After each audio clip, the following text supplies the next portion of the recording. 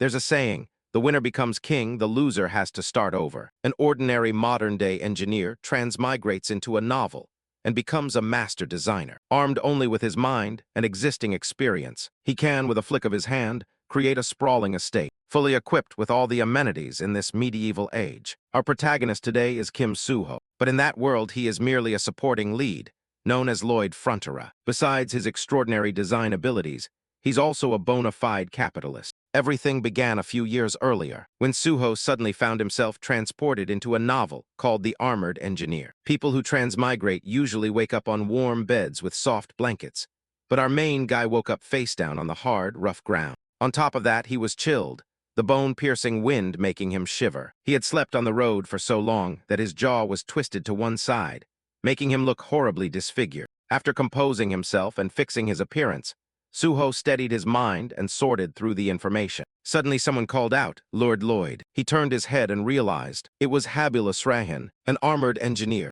who was also the protagonist of the novel. He looked just as handsome as in the illustrations. In the novel, Habil became famous across the continent as swordsman Habil, but his origins were in a small town called Aos Frontera, where he was just an ordinary swordsman. There was also another character, the notoriously decadent baron from Frontera named Lloyd Frontera. It really is true that there's misfortune within misfortune. I've been transmigrated into a strange world and into the body of a rude young man. What an unlucky break. Habil, seeing him shout like a madman, looked utterly bewildered. The man in front of him looked absolutely hideous. After a while, the two returned to the Duke's mansion. Habil lit the stove to warm the room. He said that all day Lloyd had been drinking until he was dead drunk and had smashed things up in the tavern. After that, he went home on his own and eventually collapsed in the street. Given this, tomorrow Lloyd will almost certainly dominate the front page. Lloyd fell silent upon hearing that. Such is the life of a miserable man.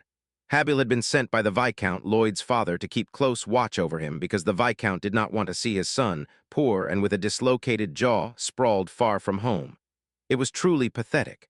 Besides, in this medieval period, the weather seemed harsher. Even with the stove burning in the room, Lloyd still felt cold. Habil said he would inform the Viscount about the tavern incident tomorrow morning.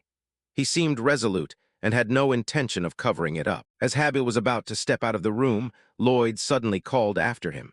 He nervously asked Habil about his family. Lloyd's household was currently drowning in debt. Habil didn't answer directly. He only retorted, "You probably already know that, don't you?" He then coldly shut the door and left. Left alone in the room, Lloyd fell into deep thought.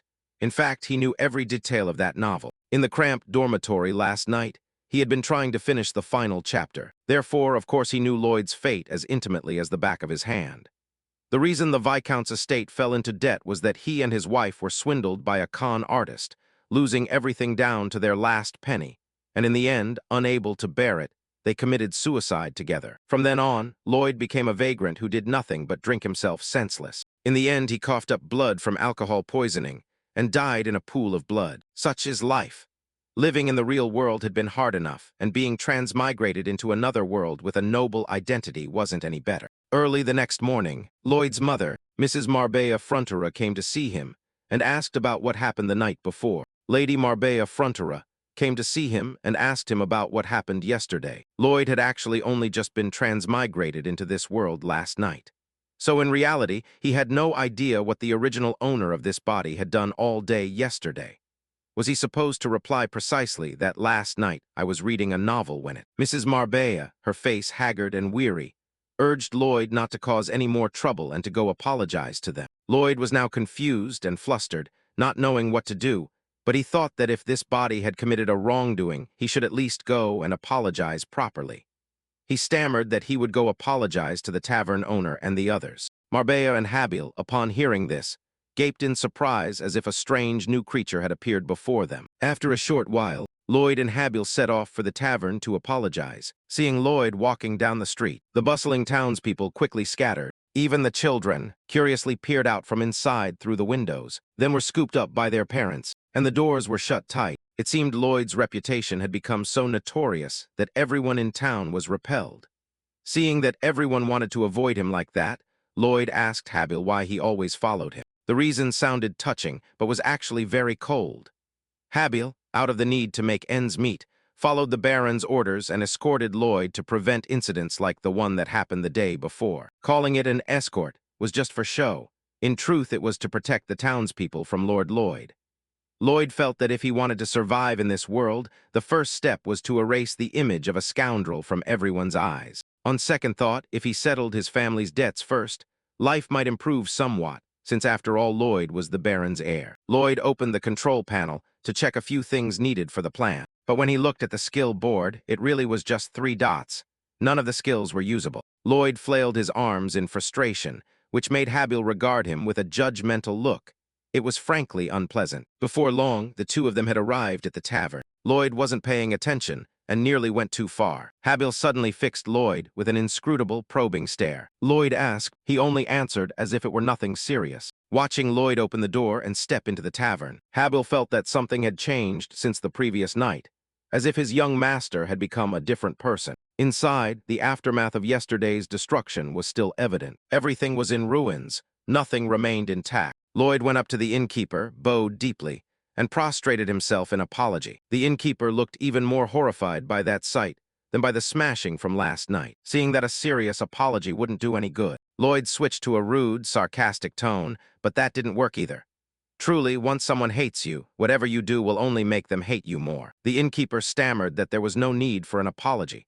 Everything was still more or less okay for now. But seeing his confused, frightened expression, Lloyd couldn't help but feel an odd, hard-to-describe emotion. On the way back, Lloyd said that although he had apologized, the innkeeper still wasn't satisfied. It's understandable. If someone's entire tavern, built with blood, sweat, and tears, has been smashed, who would accept just a simple apology? Lloyd began to find life difficult. He had to pay off the family's house debt and also shoulder compensation for the tavern, which was really tough. On top of that, he couldn't get close to anyone in town. If he didn't pay the debts now, he wouldn't be able to do anything else. Just as Lloyd was at a loss about how to repay his debts, Habil said something that immediately made his mind spin.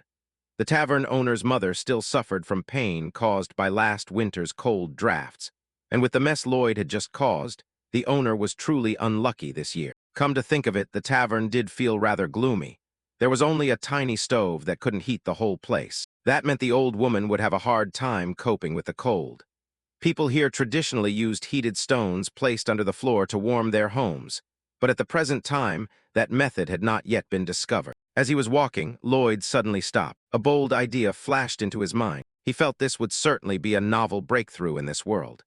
In the medieval era, there were no formal heating systems, and with the mind and knowledge of an engineer, a perfect design blueprint immediately formed in Lloyd's head. If successful, he would surely sell it for a fortune and make people unable to believe that it was designed by that bastard, Lloyd Fronterer. After all, in his real life, his field of study was also construction and structural design. He had even once built an entire building in just a few days while serving in the military. As an engineer, if the plan succeeded, Lloyd would certainly be able to pay off all his debts. Having thought it through, he immediately returned to that tavern. It would be the place to kick off his first order. At that moment, the system suddenly displayed a notification. Lloyd's journey had truly begun. RP had been activated, meaning an affinity point. It can be accumulated by developing relationships with key figures. Lloyd gaped at the system panel when he saw that his current RP was 0. He wondered if it was like EXP, since there was no explanation of how to use it. The manual did say RP could be increased by improving key relationships. Lloyd immediately turned to Habil to check. Sure enough, something appeared over his head, a panel displaying the character's impression of Lloyd. Habil's current score was -30, extremely low. Without hesitation, Lloyd tried to raise his RP right away. Although it felt awkward and forced, he tried to act cute and told Habil he was incredibly handsome. Habil showed no reaction. His face remained cold and his favorability decreased by 1. This method was clearly useless. Lloyd really wasn't suited to this vibe. After a while, Lloyd and Habil returned to the tavern. Lloyd drew up a full contract with the contractors, nomming himself as owner and operator, then handed it to the tavern owner. He pledged to compensate for everything he had damaged by covering all construction costs. Seeing a contract presented by a rude, degenerate man, the tavern owner's eyes were full of judgment and suspicion. The owner's trust in Lloyd was virtually at negative infinity. But to ensure the debt repayment went smoothly, Lloyd, unwilling as he was forced to use the crudest means to get the owner to agree. He used his friendly, pleading, and trustworthy image to persuade the owner. And then, of course, it succeeded splendidly. It was a little shabby, but at least it got the job done. This first contract was a success. Loy assured the tavern owner emphatically that he would never regret it. Without waiting long, Loy quickly got to work.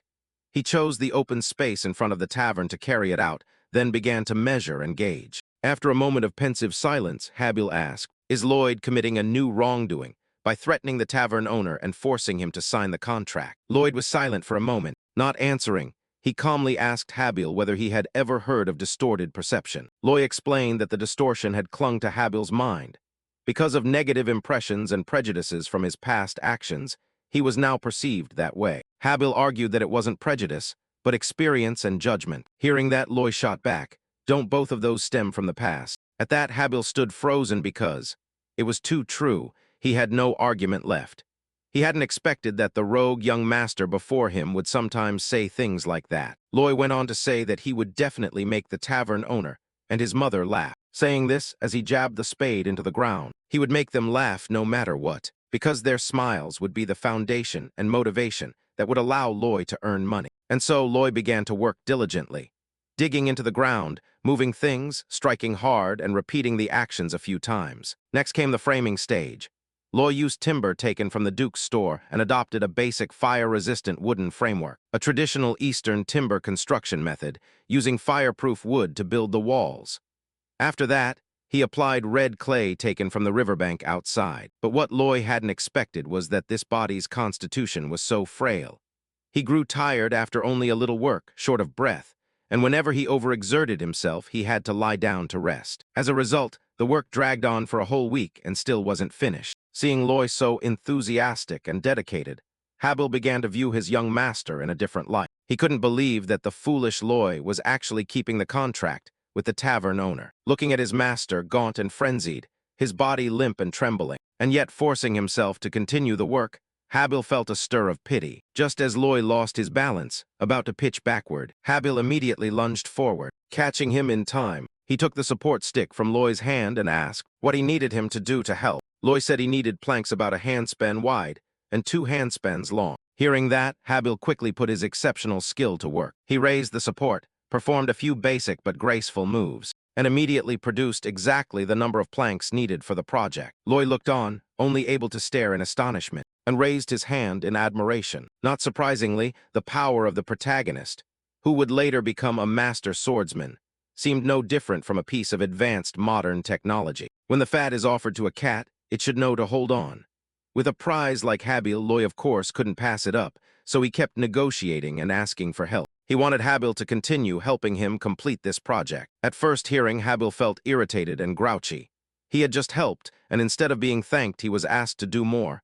How could he not be annoyed? Even so, his quick tongue and arguments, though they sounded unreasonable, proved very persuasive. Loy successfully enticed Habil to join his team, so the two of them rolled up their sleeves and dove in like busy bees. The digger, the one who turned the soil and hoed, the one swinging their tool. After dozens of hours, the project Loy designed had finally been completed. He also didn't forget to affix a label, right in the middle of the facade, to create a signature of his own. Now it was time to call the innkeeper over to test the product and make up for the trouble that Loy had caused. The fire from the outdoor hearth crackled and blazed, so the air inside the little wooden house was warmed. The tavern owner and his mother felt immensely pleased. The old woman even felt her stiff joints loosening up. The tavern owner was astonished, hardly believing his eyes. After all, it was only natural that everyone here was surprised. Loy had used a traditional Korean home repair method that warms the floor, combined with a room heating structure called gyujun ondan. This technique didn't exist in the medieval era. In the end, both the mother and the tavern owner smiled. Loy kept his word, just as he had said. Habil couldn't believe that Loy could do that. Even the young master's tone and expression had changed. Habil still couldn't believe it was true. Loy had really kept his promise to a commoner. But in any case, seeing the innkeeper's and his mother's smiles, Habil also felt warmth in his heart. Habil's favorable impression of Loy also rose by 2 points. As a result, Loy received 36 RP for a slight improvement in his relationship with a key character. The first contract could be considered a success. Although Loy had spent quite a lot of money on the pile of wood, it was worth it. After all, this model house was simply for advertising, marketing, for future profit. A few days later, More and more people came to try the heated model house that Lloyd had created. The line of people waiting to experience it was too long to count. Lloyd also took this opportunity to promote his service, but because his reputation was so tarnished, no matter how generous the discount he offered, the townspeople still couldn't trust him enough to accept. Just as he was trying to drum up customers for the service, Arcus Frontera, Lloyd's father, suddenly appeared. Current goodwill is. The scene shifts to the Frontera mansion. Lloyd was sitting and enjoying breakfast with his father. He looked up at him. He watched Arcus seriously enjoying his meal. Lloyd thought to himself that he'd been trying to avoid running into his father. What if he doesn't let me continue those projects? Suddenly, Arcus spoke up. Tell me about this, he said sternly. What are you planning to do this time? Lloyd calmly ate as he replied. No need for long words, right? The shopkeeper requested a heated room, so I'll make one for him. Turn on Lloyd mode. Hearing that, he asked further. Have you made arrangements with them beforehand? Lloyd, still chewing, answered. Looks like you already know everything. Arcus sternly warned. Our top priority is protecting the people. Lying to or deceiving them will not be forgiven. Lloyd kept his indifferent look. It's not that bad, father, don't worry. As expected, no matter what I do, there will always be people who misunderstand. He calmly stood up. It seems you have nothing more to say. I'll excuse myself. Run, dodge, swerve, and bolt. That's the best strategy. As Lloyd turned to leave, Arcus spoke up. Is it because of our family's current situation? You must know what's happening to this family, he said in a low, reassuring voice. Don't worry, we'll get through these difficulties soon, so don't stray from what's right. Lloyd turned back, his face showing a hint of sadness. I've heard this before. He thought of his father in his old world. Sai Kim Suho, you'll be fine, don't worry, it's nothing serious. Because of that, he once believed that if he just studied hard, everything would be okay. But Lloyd's face clouded over after the memory. It was just a lie. Nothing was okay at all. Do I look like someone who would put up with suffering for that damned money? He said confidently. Don't give up, father, because I'll stand by you. Lloyd remembered his former self. A few years ago, he would have said the same thing to his father. He stepped outside, silently calculating. Now 32 chose Type A and 57 chose Type B. I've already received half the deposit for the project. Suddenly, two unfamiliar men appeared in front of Lloyd Frontera. The portly man on the left was the lone shark Meatloaf, and beside him was the lone shark Shiloh. They walked past, which made him wonder. What's going on? They walked past the Baron's son without greeting him. They walked past the Baron's son without saying a word. Suddenly he realized, could these people be heading for Arcus Frontera's office inside? Shiloh brazenly sat on the desk. Arcus, how long are you going to keep delaying? Meatloaf added, you only have 5 days left until the deadline. He warned, causing Arcus to bow his head in resignation. If you keep whining, we won't stop here. Lloyd stood outside the door, eavesdropping. Seeing he stayed silent, Shiloh raised his voice. Why are you quiet? Won't you get the money if you sell items from this mansion? Standing outside the door, Lloyd slowly smiled. Just as his face twisted with secret satisfaction, the scene shifted back to his room. Lloyd looked at the notice board, calculating silently. Affinity points, 36. I've gained a few extra affinity points since Habil's favorability increased. I wondered, what can I use these points for? Suddenly, the words on the notice board changed. Your skills will be increased when using available affinity points. He was surprised. Oh, this damn message actually knows why, Hearing that, the notice board sulked. All right, then. Lloyd chuckled and admitted his fault. Happy now, I won't say that again. After a brief download, a power circle suddenly appeared at his feet. It scanned his whole body and announced, detected knowledge of soil mechanics, detected knowledge of fluid mechanics, detected knowledge of architecture. After a moment, the magic circle reached the top of Lloyd Frontera's head and announced, detected knowledge of clean water and sewage systems, detected knowledge of steel structure design and building design, detected knowledge of advanced-level program design. You have more knowledge than you look, it said. Hearing that, he angrily snapped. Did you have to say that? I'm a scholarship student in the advanced class, you know. A display appeared after completion. Skills you can acquire based on your current knowledge. Basic surveying, affinity points required, 15. Basic design, affinity points required, 20. Lloyd read each word seriously. I'm not even sure what these are for. He looked at his available affinity points, then quickly tapped both of the listed skills. Affinity points, 36. Perfect, I have enough points to upgrade both skills. Basic surveying, after the notification, Lloyd's eyes suddenly lit up. He eagerly pushed the window open and looked out.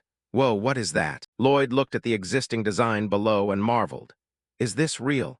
Even without using GPS to measure, he could still estimate using only his eyes. The next skill made him just as pleased, basic design. Lloyd reached out and drew directly on the available screen. This is awesome, unlike before when he had to spend so much effort on paper drafts. After testing those two skills, he sat down on the bed, thinking the work would be much easier from now on. But could Habil handle the workload of many people on the construction site? Lloyd remembered the excavator from his previous world and sighed, wishing he had the knowledge to build heavy machinery. He wondered whether he could actually create one. A notification board like a genie appeared and replied, "Oh, that might be possible." He was surprised. "What, really?" A new panel popped up, leaving him open-mouthed. Draw a random fantasy item. Use affinity points to draw a fantasy item. Various characters, various skills. Choose a fantasy noble partner. Lloyd read the text and thought it was exactly the kind of in-game ad meant to entice players to buy things. Suddenly, the panel added a line.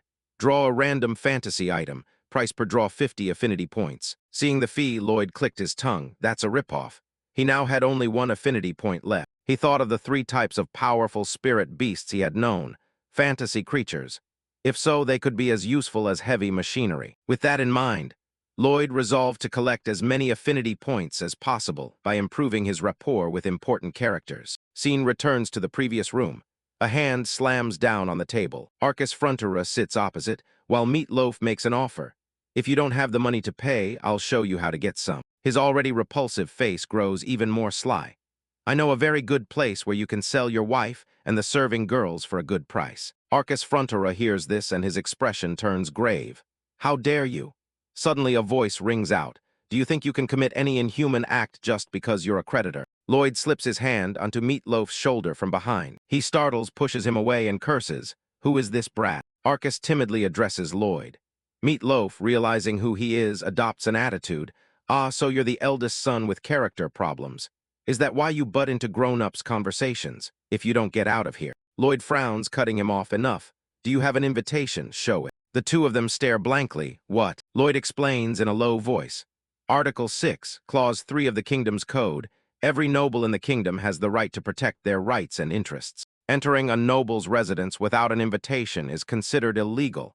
It's explicitly stated. Both of them retort, "What are you talking about? I've never heard of such a law." Lloyd half smiles, half sneers. "Oh, you don't? Want to verify that now?" Lloyd calls sternly, "Habil." From the doorway, a figure steps in. "Sir Lloyd." Habil Asrahan slowly pushes the door open, revealing a knightly figure. Lloyd, his face cold, orders, "Apprehend the lawbreakers." Habil took the order, his hand on the sword's hilt. The two loan sharks panicked and stammered, "Are you crazy?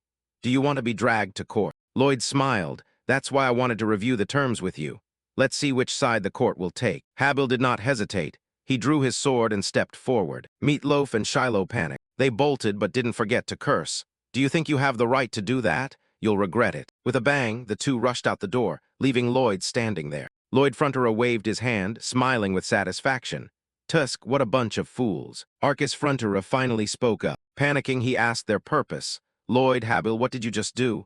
It won't make things any better." Suddenly, Lloyd stepped forward and placed the bag on the table. In a soft voice, "I was going to give you the deposit I collected, but this should be enough for this month." Arcus could not believe his eyes, but still protested. "The deposit is money you took from people. How can we possibly use that?" Habil stood behind him and reassured, "Lord Arcus, please don't worry.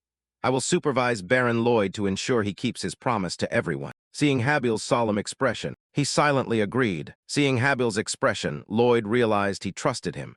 He took the opportunity to bow. "We ask your permission to leave." The two quickly left Arcus Frontura's office. On the road, Habil asked suspiciously, "How do you know that law? I thought you were indifferent to everything." Lloyd scowled, annoyed, but didn't answer. "I found it, okay? I really did find it from Habil in the novel." He remembered the scene of Habil Asrahan standing in the rain after Lloyd's parents had died. Those two loan sharks wanted to dig up their graves to find valuables and sell them. At that time, Habil cited the kingdom's law, Clause 3 of Article 6. Every noble in the kingdom has the right to protect his rights and interests. He calmly lopped off the heads of those two scumbags. Later, when Habil was taken to court, he was acquitted. Lloyd felt quietly pleased.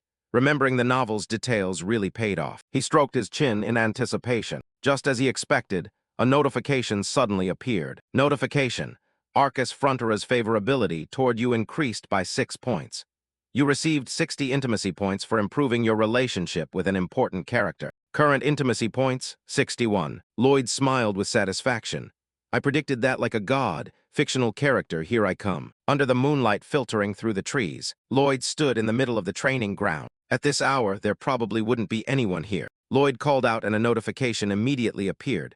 Random draw. Randomly draw fictional creatures. Start. One draw costs 50 intimacy points. He immediately clicked the start button. Right after that, a sudden green light appeared. The clacking from the interlocking panels grew more intense. They formed a circle and began connecting to one another. Lloyd gaped as he watched it work. Oh wow, that's magic. The magic circle completed, revealing a fully formed version. Seeing the result, he sighed in exasperation. It's so small.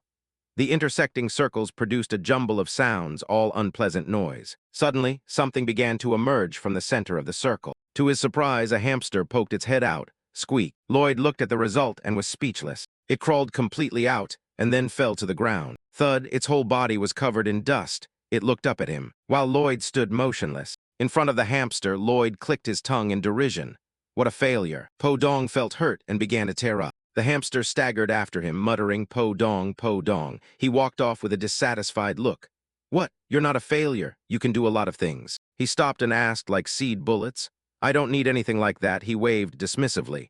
Po-dong went puff-puff. You're not. Then show me, perform it for me. The little hamster puffed up its cheeks, then spat out two little things along with its drool. Lloyd looked disgusted. How filthy. He glanced at the paper and read, Po-dong User Manual. Lloyd watched the little creature wiping its drool and continued reading.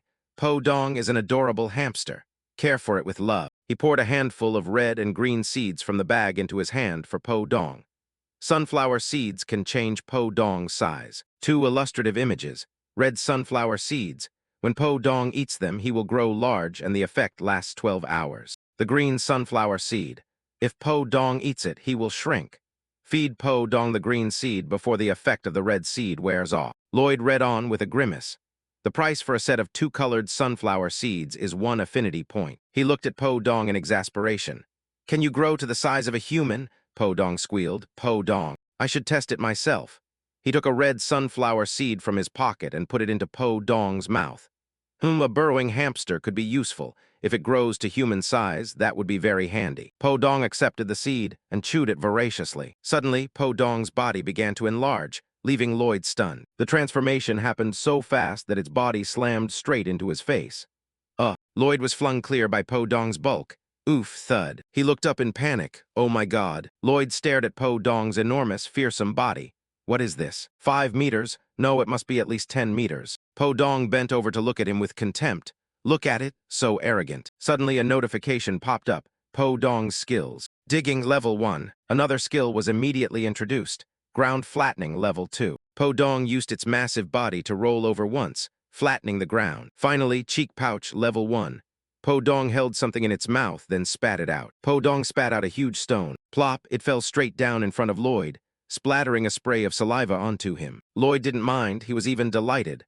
Perfect. The heavy machinery problem had been solved. Having finished preparing everything, he returned to the mansion to think things over.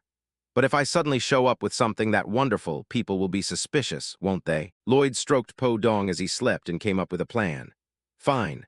I'll carry the summoning book with me. Then I'll blurt out, am I a genius summoner? Oh my, why am I so clever? I'm going to go crazy. After thinking it through for a moment, he confidently set off with his plan to handle the labor for the upcoming large-scale projects. Dawn was breaking. In front of the lands of House Frontera, Lloyd stood before the crowd and gave orders. Repeat after me, safety above all. Holding their tools weakly, they replied. Safety above all, 30 soldiers of Baron Frontera. Seeing their sleepy looks, Lloyd was helpless and almost laughed. They answered like soldiers who do no work yet still get paid. The Baron is so deeply in debt. Why hasn't he cut them off first? He regained his composure and smirked. Very well, there will be no extra pay for labor anymore. Being able to mobilize manpower is a real relief. Lloyd turned and shouted, listen up. You are soldiers and where you should be is in the army. He put the shovel on his shoulder and said sternly, but what is the army's primary duty? It's labor. When we were in the army, we spent more time digging and pulling weeds than training. Lloyd pointed to the side. Do you see that pile of dirt over there? That's the patch of sand I've been digging up all night. The image of Po-dong diligently digging appeared in his mind. In reality, that pile was dug by Po-dong in just 30 minutes. Lloyd enthusiastically laid out the plan. The first important task we must carry out is to revive this plot by building warming rooms for the local people. To do that, you will first have to move the earth and rocks to the construction site. Everyone put on annoyed expressions, as if they disagreed. Everything was still going according to plan, so he did not waver. Just as he had predicted, he knew they would react that way. Suddenly someone stepped forward and called out from behind. "Young Master Lloyd." Newman Frontera frowned and asked, "What have you just ordered my soldiers to do?" The head knight, Baron Frontera, was Newman. Lloyd smiled smugly. He had expected this person to appear. The images of the three key figures from the novel came to his mind. There were 3 knights on this plot of land. One of them was Newman. Under him was Bayan, and the protagonist of the novel, Habila Srahan. Lloyd stood motionless, recalling the content. In the opening of the novel, both Bayan and Habil remained loyal until the land collapsed. But this man was actually the first to betray and abandon the band. He looked at his face and his youthful double chin and recalled. For Newman had sold information about the Baron to the swindlers. He was also heavily in debt. Lloyd's face revealed clear malice. This is all wrong. How could this man be the chief knight? He turned back and asked in return, "What do you think we're doing, Sir Newman?" Newman Frontera's gaze was stern.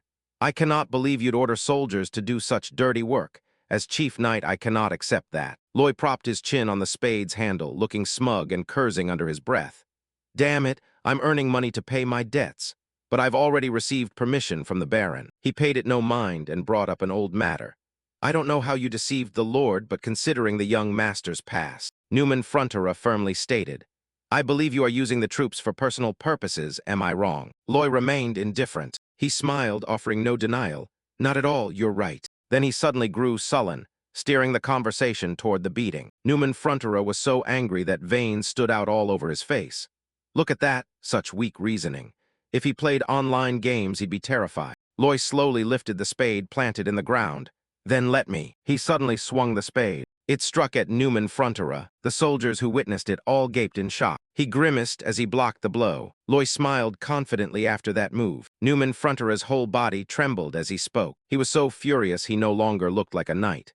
"You brat, did you just try to tarnish a knight's reputation?" he muttered. "The incompetent, useless son of a count about to go bankrupt." Of course, he didn't dare say it aloud. Lloyd beamed, raising a hand to his ear to indicate he couldn't hear.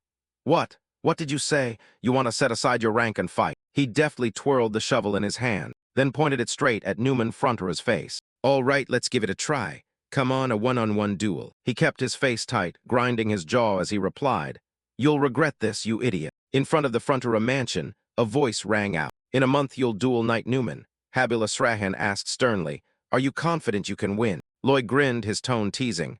"What, are you an idiot? Of course not." He pointed at his head, taunting, which made Habil furious enough to want to draw his sword on the spot. "My opponent is a knight called the Magical Heart and an expert in basic swordsmanship, and I'm just a lazy idiot. How could I possibly face him? Are you asking this without thinking? Do you even use your brain?" He calmed down and slowly relaxed his grip on his sword. "Phew, I almost cut him." Watching him pick his nose, Habila Srahan couldn't help thinking. It's unbelievable that he suddenly hurled mud at Knight Newman and even challenged him to a duel, as if he wanted to go back to being a scoundrel. Lloyd was busy picking his nose, paying no attention to Habil. To set up such a money-making scheme, he had asked the Baron for a favor, then started an argument and stepped aside. At that point, he appointed Sir Bayan as the substitute overseer and commander of the construction battalion. Lloyd pulled a yellow object out of his nose, which disgusted Habila Srahan. But he still couldn't believe that Lloyd lacked confidence in a duel. It made no sense. It was so aggravating. He wanted to tear him apart. Lloyd took a handkerchief from his pocket to wipe his hands, then said, "So, Sir Habil, there's something you need to do." He smiled and asked, "Teach me how to use a sword." Habila Srahan said bluntly, "I don't want to." Lloyd pulled a sour face and said, Why is that?" Habil explained seriously. "First, my duty is to watch over you, young Master Lloyd." He continued with a flat expression of criticism. "Second, young Master Lloyd is a scoundrel. If a scoundrel learns swordsmanship, it will be even more dangerous for those around him." Lloyd protested indignantly, "Can't you at least speak nicely?" Then he gradually understood, "So that's how it is. You don't want to teach me, do you?" He seriously proposed, "If you teach me swordsmanship, I'll cure your insomnia in return. How about that?" Habila Srahan, astonished, said, "How did he know about that?" Lloyd smiled confidently as if he could read his mind. "It's in the novel, and I also know what's causing your insomnia." He recalled the information.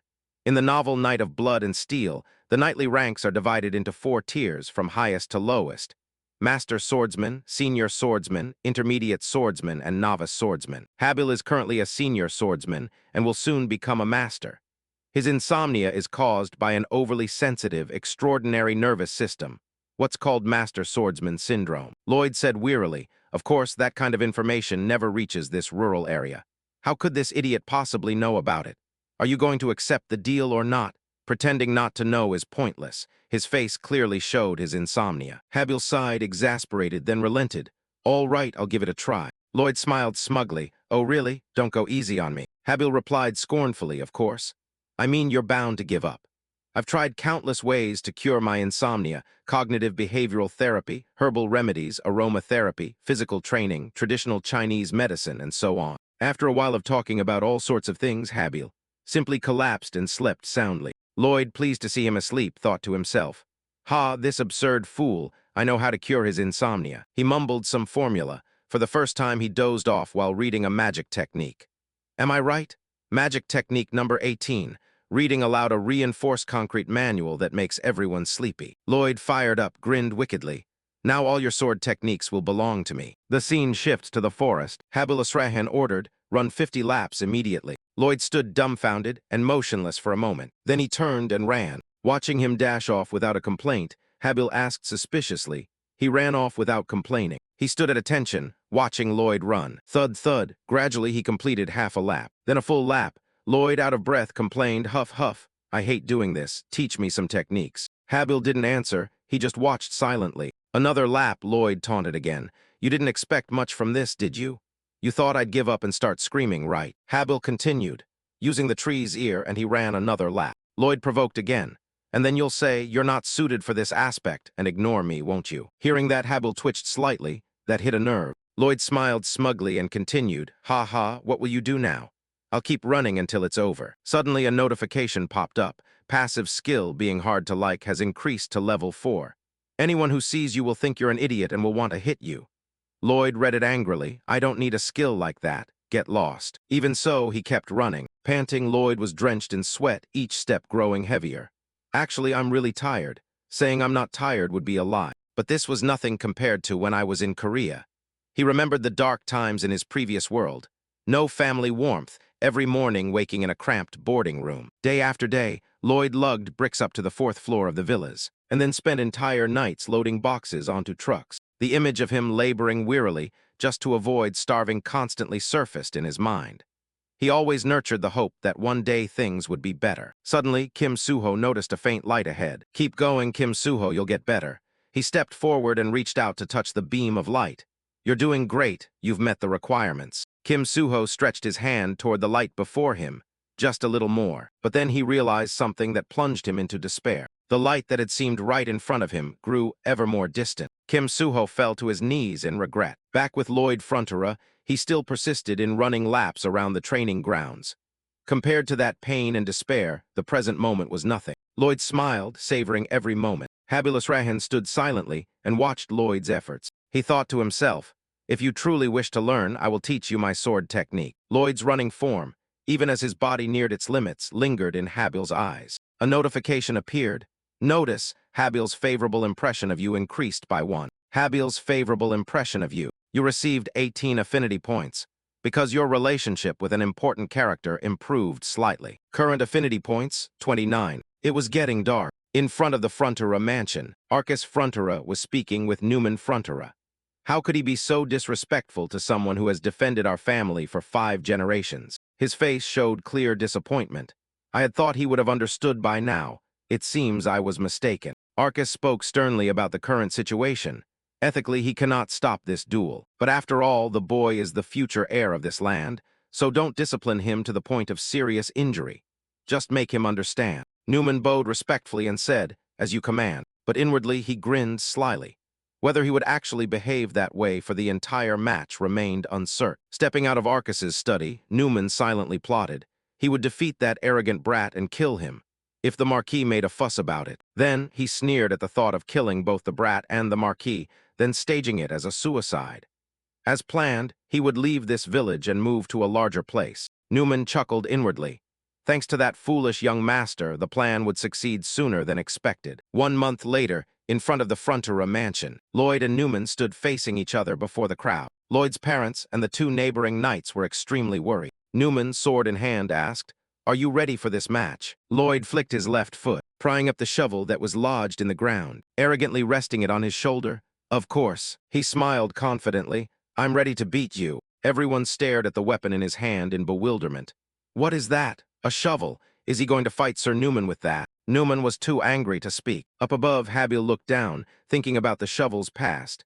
A steel shovel that Lloyd had commissioned the blacksmith to make. Arcus clutched his head and criticized.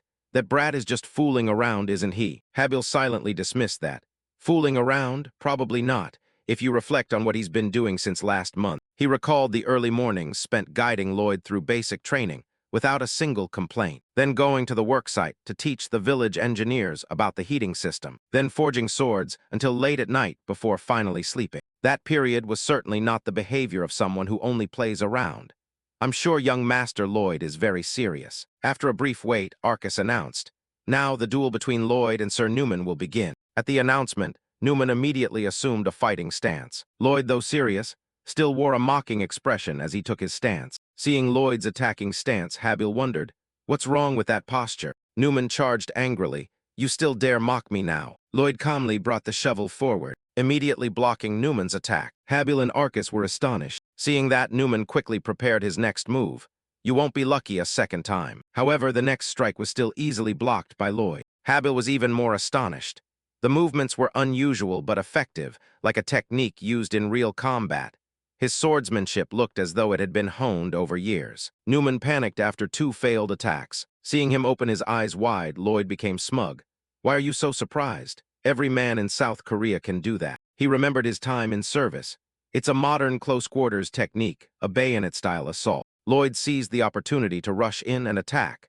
"Actually, this spade of mine can do a lot of things." As he parried Newman Frontier's strike, he outlined the weapon's uses. "I can use the spade's blade as a shield, and then strike straight at Newman's face." The spade's cutting edge was already very powerful. Suddenly, he plunged the spade into the ground. "If I do it like this..." Lloyd stood on the spade's handle and jumped around. "I can ride it like a pogo stick." "Ha ha, bring it on." Seeing this, Habil Asrahan paused to consider. Is he really just joking around? But the confident grin in Lloyd's eyes made Habil reassess. Or maybe not. Newman angrily lunged forward. Lloyd immediately assumed a defensive stance. "Newman, the first weapon I prepared to defeat you is this spade." He employed his special technique, forcing his opponent to fall back. "The second is the basic sword technique I learned from Habil." Newman grimaced and braced himself, a doubt rising in his mind. Wasn't he just a drunken scoundrel? How could he be this strong? Finally, he activated a skill from the system panel. The spade's shaft was enveloped in mana. And the third thing, it had synchronized with the level 1 digging skill toolkit. His body and soul merged with the spade. The assimilation level between him and it would increase. He remembered his days of toil. Throughout the training, Habil's favorable impression increased by 1. Lloyd's parents standing upstairs were also astonished. Throughout the training, Habil's favorable impression increased by 1. Lloyd's parents standing upstairs were also astonished. That time was the first time the Marquis and his wife had seen their son's enthusiasm in their entire lives. It added 2 and then 3. Bond points accumulated like that. After that, a notification appeared, recorded bond points, 97. "Do you want to learn the digging skill? Required bond points, 40. "Yes." He wearily wiped his sweat, read each word, and realized he had learned a rather interesting skill. Back in the present, Lloyd and Newman were cautiously on guard. Suddenly, Newman took a deep breath. Newman thought of his last resort and straightened up confidently. "I have no other choice. I don't think this is necessary to deal with a normal person." A stream of energy began to appear along the sword's blade. In the stands, Habil exclaimed in surprise. The flow of mana throughout Newman's body had begun to move. Mana was gradually being drawn toward the front of his chest. Lloyd looked on suspiciously. He was in a depleted state. All the mana in Newman's body gathered in one place, the magic heart. Suddenly he raised his sword high and said confidently, "This is the real showdown, you little brat." Lloyd heard it but remained silent. Suddenly, Newman lunged forward at extremely high speed. Habil calculated in horror. Over the past 10 years, for someone lacking talent, even an ordinary person would need at least 5 years to develop the magic heart. That young Master Lloyd could block such a sword strike was impossible. In short, Newman immediately slashed straight down at his shoulder. Lloyd did not flinch. He immediately raised the shovel. Newman gradually lost awareness, charging to strike blindly. "You're an idiot. I'll crush that shovel and smash your skull." Marbella Frontera and Arcus Frontera were extremely terrified at the sight, but unexpectedly, Lloyd still managed to block the magic heart strike. Newman was so astonished his eyes widened. His whole body hit the ground and he struggled to stay standing. What? It felt like all the strength in his body was draining away. Lloyd grinned slyly, thinking to himself, "The fourth technique I prepared for you is this one." He remembered Habila Srahan, the magical technique that had made the strongest man in the novel. Mana from Newman's body followed the sword through Lloyd. The core Srahan technique. Newman panicked, trying to yank the sword out of the shovel. "What is my magic being absorbed?" Lloyd didn't wait for him to recover and rushed forward to strike a blow to his face, leaving it distorted. A tooth flew into the air, glinting. Newman looked up, puzzled. "Huh, what's that, my tooth?" He took the opportunity to land another blow to the chin, then raised the shovel high, his face expressionless. One more strike to the back of Newman's neck made his eyes look as if they were about to pop out of his head. Lloyd's blow sent him sprawling flat on the ground. Everyone around was so stunned their mouths fell open, and their eyes widened. Arcus in the stands was equally shocked to see the region's famed knight knocked out by Lloyd. Arcus in the stands was equally stunned. The crowd buzzed. "What? Young Master Lloyd won? That's impossible. Huh, how strange." Arcus Frontera stammered in announcement. I declare Lloyd Frontera the winner of the match." Newman Frontera, still dazed, asked, "What did you just say? How could a knight like me lose to that lowlife?" Lloyd stepped forward to face him. "You heard correctly, didn't you? I won the match." Lloyd warned in a stern voice, "Tell me, how do you want to be beaten?" He raised the shovel high. The long-awaited punishment has finally come. Newman panicked. Meanwhile, Arcus, seeing his action, shouted, "What are you doing, Lloyd? The match is over." Lloyd paid no mind and rained blows down on the one clutching his head on the ground. "I'll start right now." "Oh, oof." Arcus, shifting from panic to fury, barked at Lloyd. Seeing him strike repeatedly, people hurried over to intervene. "Please, sir, stop.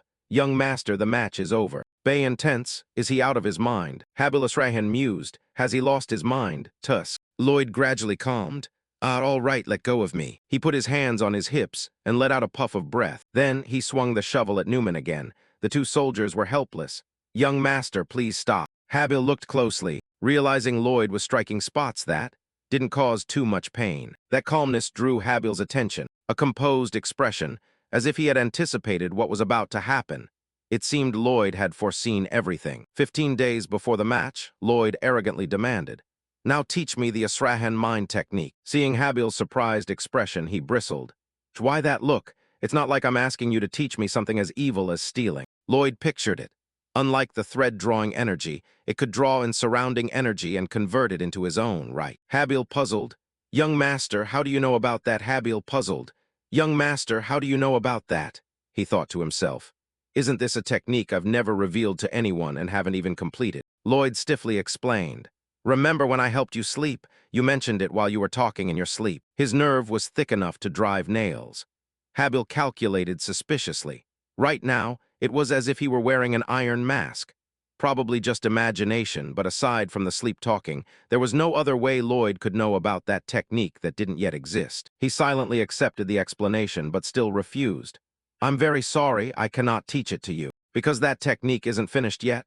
Lloyd said with a knowing smile, "If I can perfect it, will you teach me?" Habil was slightly skeptical, but still nodded. "If what you say is true, what kind of confidence is that?" Lloyd planted his sword in the ground and began to explain. "Listen," he seriously instructed how it operated.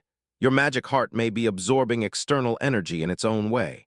The right hand is the magic heart, the left hand is the outside energy." Lloyd clenched his right hand and pushed with his left. "The result is, boom, it gets expelled outward from what I can see. From the magic heart's perspective, the external energy is something alien, right?" He continued. "Right now the root is changing. The energy absorbed from outside will no longer mix with the magic heart. So separate them, rotate them, then put them back together." According to the description, the two spheres in his imagination slowly combine, like a secondary engine, alongside the main engine. They are one, yet simultaneously distinct. "Now tell me, isn't that wonderful?" Habil was stunned. "I'm sure that could." "I don't know what a motor is, but how would you do it, young master?" Lloyd, wearing an iron mask, replied, "Hey, I'm just imagining. It actually works." "That's great." He clapped his hands. Habil frowned slightly, that expression again. From what Lloyd just said, he must know something. Habil followed the instructions. His body gradually merged with the external energy, and then he was able to finally perfect the Asrahan mind technique he'd long pursued. After the first attempt, the number of circles he created had risen to 3. With more practice, he could reach 4 or 5. Suddenly, a notification appeared.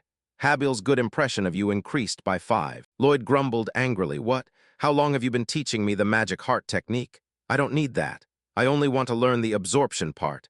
I don't need ambient energy, only the energy I touch. Back in the present, Lloyd was still frantically striking Newman Frontera. Young Master Lloyd had that ability, so I had predicted he would defeat Sir Newman, and he won resoundingly. Arcus Frontera was still shouting angrily. Lloyd, I told you to stop.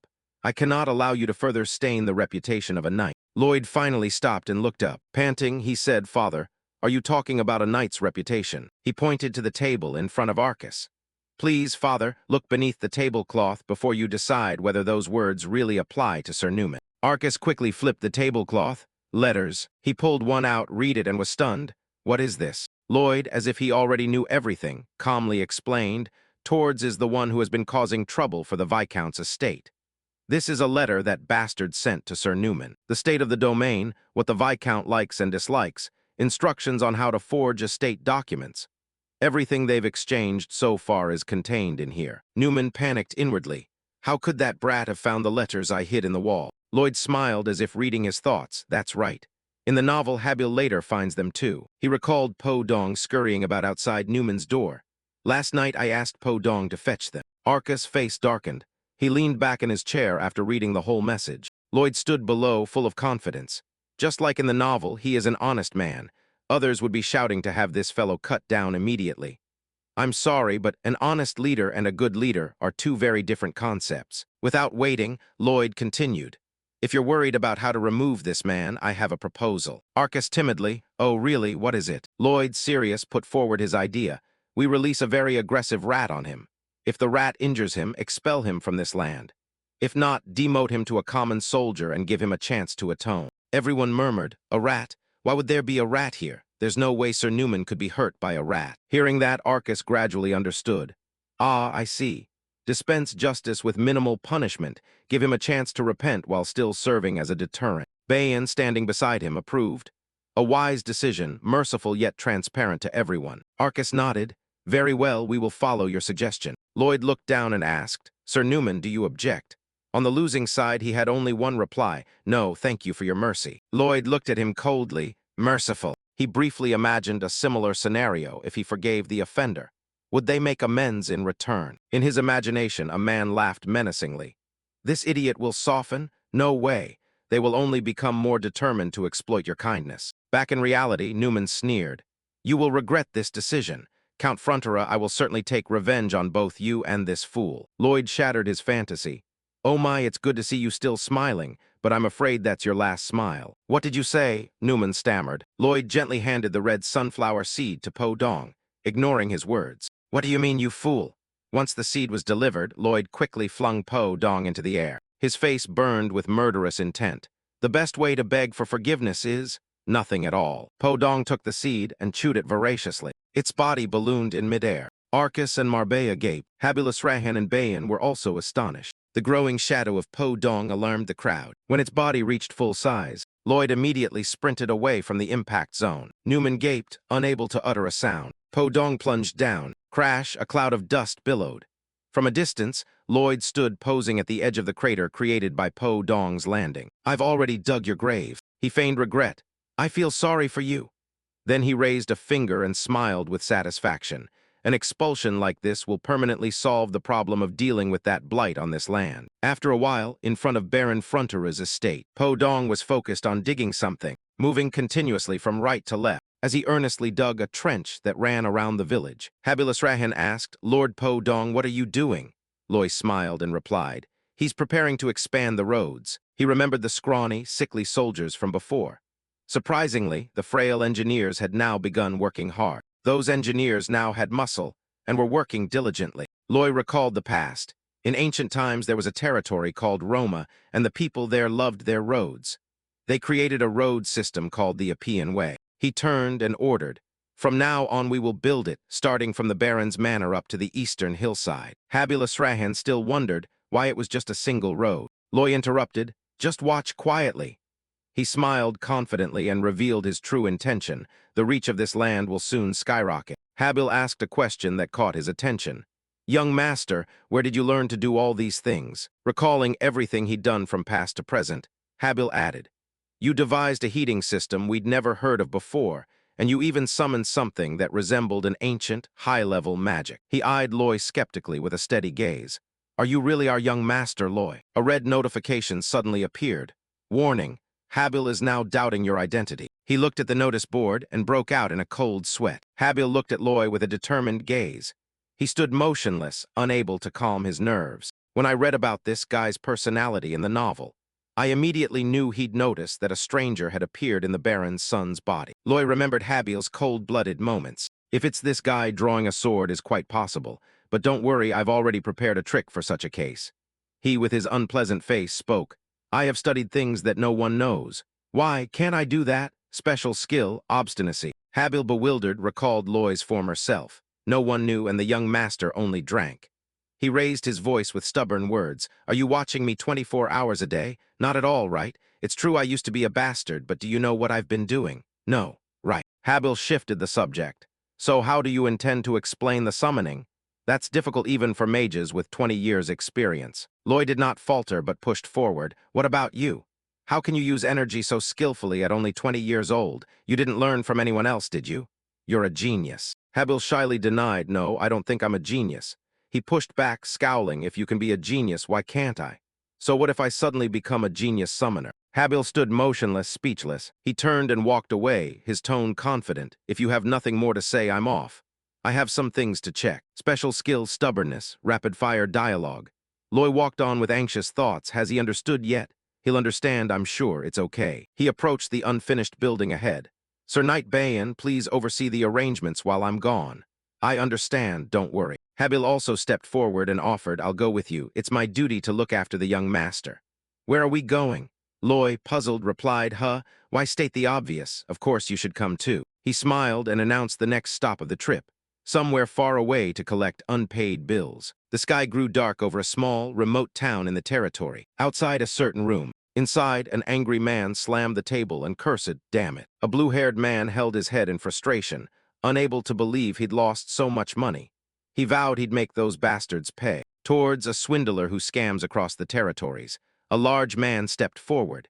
Isn't that how ordinary gambling goes? That's the money you've earned so far, isn't it? He warned in a cautionary tone. Furthermore, if you cannot pay me in my capacity as your escort, I will leave now. Towards panicked and protested. I can still pay you. I'll pay you more, so don't go anywhere. The escort repeated once again, please remember that I will leave if I don't receive the money on time. Towards grimaced as he considered his next plan. He could only make money by conning people again. Many were looking for him, so he had to flee immediately. Suddenly a voice rang out from somewhere. Oh, are you talking about me? Lloyd kicked the door open and strode in confidently. Towards sprang to his feet in surprise. What's wrong with you? Lloyd replied calmly. Ah, right, you don't know what I look like. Lloyd Frontera. You'll know who I am as soon as I introduce myself like that, won't you? Towards' eyes widened, and his mouth dropped open when he heard the name. The escort, sensing something was amiss, asked, should I kill him? Towards panicked and protested, no, just run. The escort quickly grabbed Towards, prepared to flee, and leapt through the window. He landed after the jump. Towards screamed in panic. His expression suddenly grew serious, as the figure of a blue-haired knight appeared before him. Habilus Rehan drew his sword and slashed across to block the path. He ordered sternly, hand that one over and leave immediately. If you refuse, we'll treat you as an accomplice. Habil remembered the exact instruction young Master Lloyd had given. They'll flee through the window into the alley, so wait there. The escort set Towards down and looked at Habil with murderous intent. The surrounding energy began to cloak his body. That little brat. He raised his hand and formed a dark orb. From the window, Lloyd looked down and thought, Habil, you've lost the Marquis and are seeking revenge. You fought Towards' bodyguard, the fraud you uncovered. He recalled the passage in the novel. That was the first dark mage Habil encountered, and he had to struggle against gravity magic. Back in the present, Lloyd smiled slyly and looked down, just like in the book. Below, the escort hurled the dark orb toward Habil. Habil did not back down. He raised his sword to intercept the strike. Suddenly, energy began to radiate from the orb. It expanded into a large mass, that enveloped his entire body. The escort grinned smugly and reached out. Just as predicted, you will die. He clenched his fist and shouted. The gravity within the orb began to press down on Habil. Lloyd remembered that in the novel, when facing that bastard, Habil had only been an advanced sword expert at the time. But the escort suddenly panicked. Habil activated the magic heart, canceling the gravitational energy inside. Now Habil had a magic heart with 3 rings. He instantly sliced the orb in half. After the move, Habil calmly asked, "What was that just now?"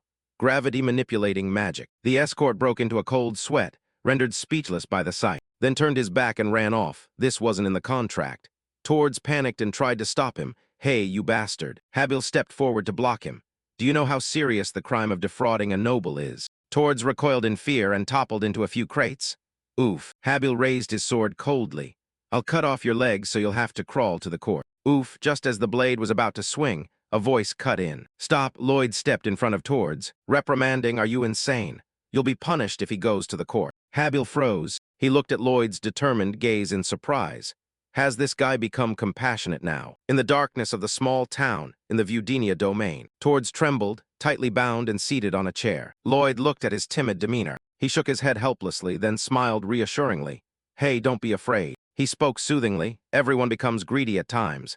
If given the chance, they'll go for a big score." He smiled gently. "Beheading you would be too much. I won't let the court find out about this." Tords stammered, "So you will spare me." Lloyd rested his hand on his chin, beaming. "No complaints. Of course, that's what you deserve. Isn't that just life?" Tords felt even more frightened upon hearing that. Lloyd switched to capitalist mode. "I have one more condition for forgiving you."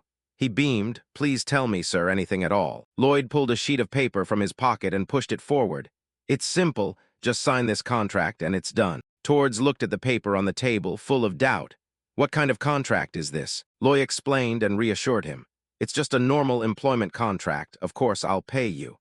Then he shattered his hopes with one line, "But 80% of your wages will be deducted to pay the debt." Tords looked very dissatisfied, but didn't dare to speak up. Lloyd stated the term nonchalantly.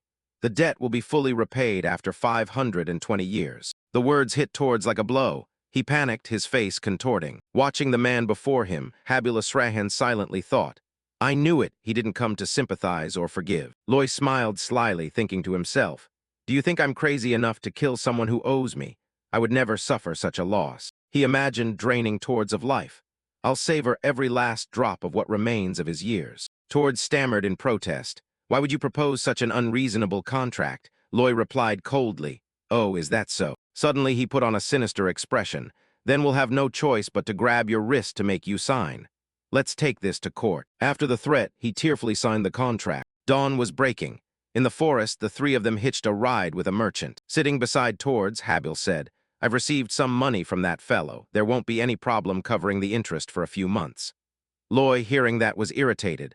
"Huh, what do you mean? You're going to put all of this money into labor costs?" "I've calculated it. 30 soldiers won't be enough." Lloyd, hearing that, was irritated. "Huh, what do you mean? You're going to put all of this money into labor costs?" "I've calculated it. 30 soldiers won't be enough." He was briefly stunned, thinking, would anyone sign up after the announcement is posted? Maybe they think I'm an idiot, which is why they're upset. A few days later, in the Frontera domain, a notice board had been placed in front of the mansion, recruiting staff with a wage of 20 gold taels. For more information, please visit the Baron's manor. Villagers formed a long line waiting to be interviewed. Lloyd looked bewildered. "Oh, they don't hate me." Habil replied, "I'm sure they do, but you offered a reasonable explanation and set an appropriate timeline to build Ondon cheaply. I thought you would punish a traitor like me. You might even be called Habil." He looked at Lloyd seriously. "A capable, trustworthy man. That's the sort of person you said he should become." Lloyd couldn't believe his ears, thinking to himself, "That's it. Is that all?" The man at the front of the line stepped forward. Young master, where is the employment contract?" Lloyd stammered, you definitely have to sign it." But the man smiled. "No, that's not it. First, I want to thank you. My children used to catch colds whenever the weather turned cold, but thanks to the young master, this year I don't have to worry because of Ondon." He bowed in gratitude. "Thank you very much, sir." Lloyd replied shyly, "Oh, is that so? It was just something that needed doing. I'm only satisfying my own greed." How embarrassing. The man seized the opportunity and continued. Young master, I have relatives in a territory called Dracona. They asked if you could build there." Lloyd inwardly rejoiced. There it is, the first step toward a great future. He smiled with satisfaction, thinking, I didn't build Ondon for nothing. Prices will rise because of travel costs, and I'll drain them of their money. He kept his sly smile and nodded. Ah, of course, but it will cost a sum to get there.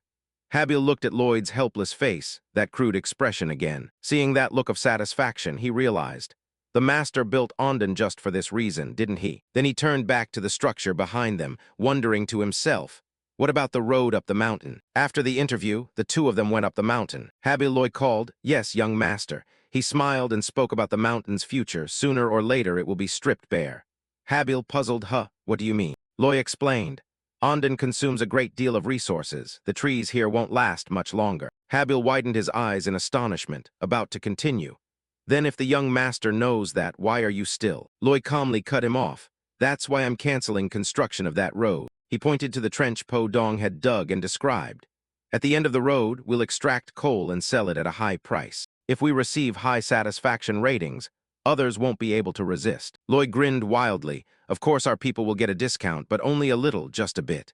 Seeing that, Habil couldn't help but feel contempt. How unfair and despicable. As if reading his mind, Loy turned to him and asked, "Do you think I'm unfair and despicable? If we don't do that, do you think we'll be able to pay off all the debts of this estate?" Habil was left speechless. Then he slowly nodded. "I agree, that's the best way for now." Habil Asrahan warned solemnly. The Viscount doesn't know about bituminous coal, so he won't be at ease. He repeatedly warned that even the other Viscounts had tried time and again. But Loy cut in. I know it will collapse because of the weak ground." He laughed confidently, "But I can do it." Loy recalled techniques from his previous world and modern excavation technology. He had knowledge of the shield method. He raised his shovel high and ordered, "Let's go. We have a lot of work to do." Habil remained puzzled by what he said. The shield method, another technology I don't know about. He watched Lloyd's back and quietly put his trust in him.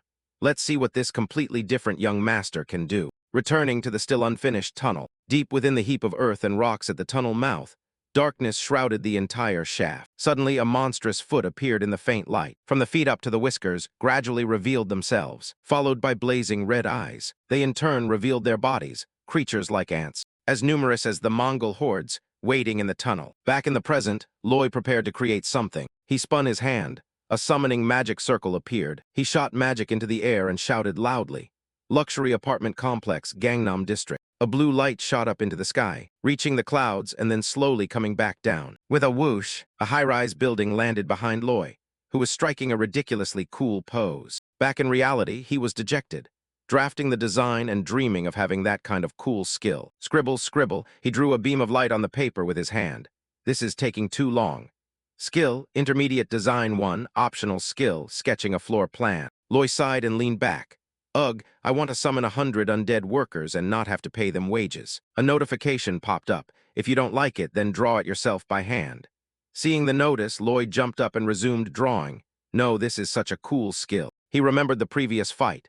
Because of Newman's scandal, he had received 630 affinity points, thanks to the good impressions left on the Baroness, Habil, Bayan, and others. He had poured them all into upgrading skills. Basic Design Level 2, Level 3, and Level 10 into Intermediate Design Level 1. The Optional Skill Residence Capability Index, Basic Measurement Level 2, Level 3, and Level 10 into Intermediate Measurement Level 1. And the Optional Skills Land Exploration, Construction Cost, and Inner Earth. He was able to obtain these skills. Loy stepped up to the basement buried under earth and rubble. We'll have to dig here now. His eyes lit up as he activated the skill. The Intermediate Measurement, Land Probing skill let Loy see the interior passageways in detail. The skill's range was only 5 meters, but that was enough to find a safe route. After inspecting, he stood and pondered. The problem was how to dig this spot as quickly as possible. A person digging would take a long time and would quickly become exhausted. Loy remembered Po Dong lying bedridden. The kid had fallen ill because of the road system project. Even if he recovered, it would still be dangerous because he was too big. He set his face and considered the final option. Of course, I have no other choice. Loy opened the system panel and selected the random draw for fictional creatures. He had enough affinity points. Random draw for fictional creatures, start. 1 pull costs 70 affinity points. Current points, 119. The machinery noise sounded again. Loy sat dazed, waiting. Suddenly, a bow and a small body popped up from the magic circle. A lively little creature wriggled out, fell with a thud to the ground without Lloyd catching it. Its forehead bulged into a lump. It let out a few cries. Bayo. He looked at the creature below, inwardly scornful. What is this? Is it meant for assassination? Is it poisonous? It looks utterly useless. But he suddenly remembered that Po Dong had looked like that at first. It would probably prove useful. He asked, will you also turn gigantic when you eat sunflower seeds? Do you also have maxed out skills? Bayo nodded proudly and repeatedly. Loy asked it to perform. Can you show me your skill? Bayo smiled in agreement. Several weeks later, in front of the cave on the mountain, Bayo transformed into a stone-crushing machine. Step 1. Bayo will become gigantic and then eat up all the soil and rocks in front of the protective equipment area. It chewed the rocks contentedly without a single complaint. Bayo's skill, soil scooping, level 1. Loy stood in front and ordered, Habil, get ready. It arched its rear and trembled. Bayo's skill, soil digestion, level 1. Habil was drenched in sweat, taking his stance. Bayo shot out blazing red steel rods toward him. Step 2, Bayo will heat the steel red hot. Bayo's skill, steel launch, level 1. Habil solemnly sliced the incoming steel rods in half. Step 3, Habil will cut the steel. Deep inside, the team of blacksmiths also worked diligently. Step 4, build a structure that can support the ground. Habil Asrahan silently felt helpless about his current task. Why must a knight like him be scraping out the droppings of a giant serpent? Step 5, perform the practical test.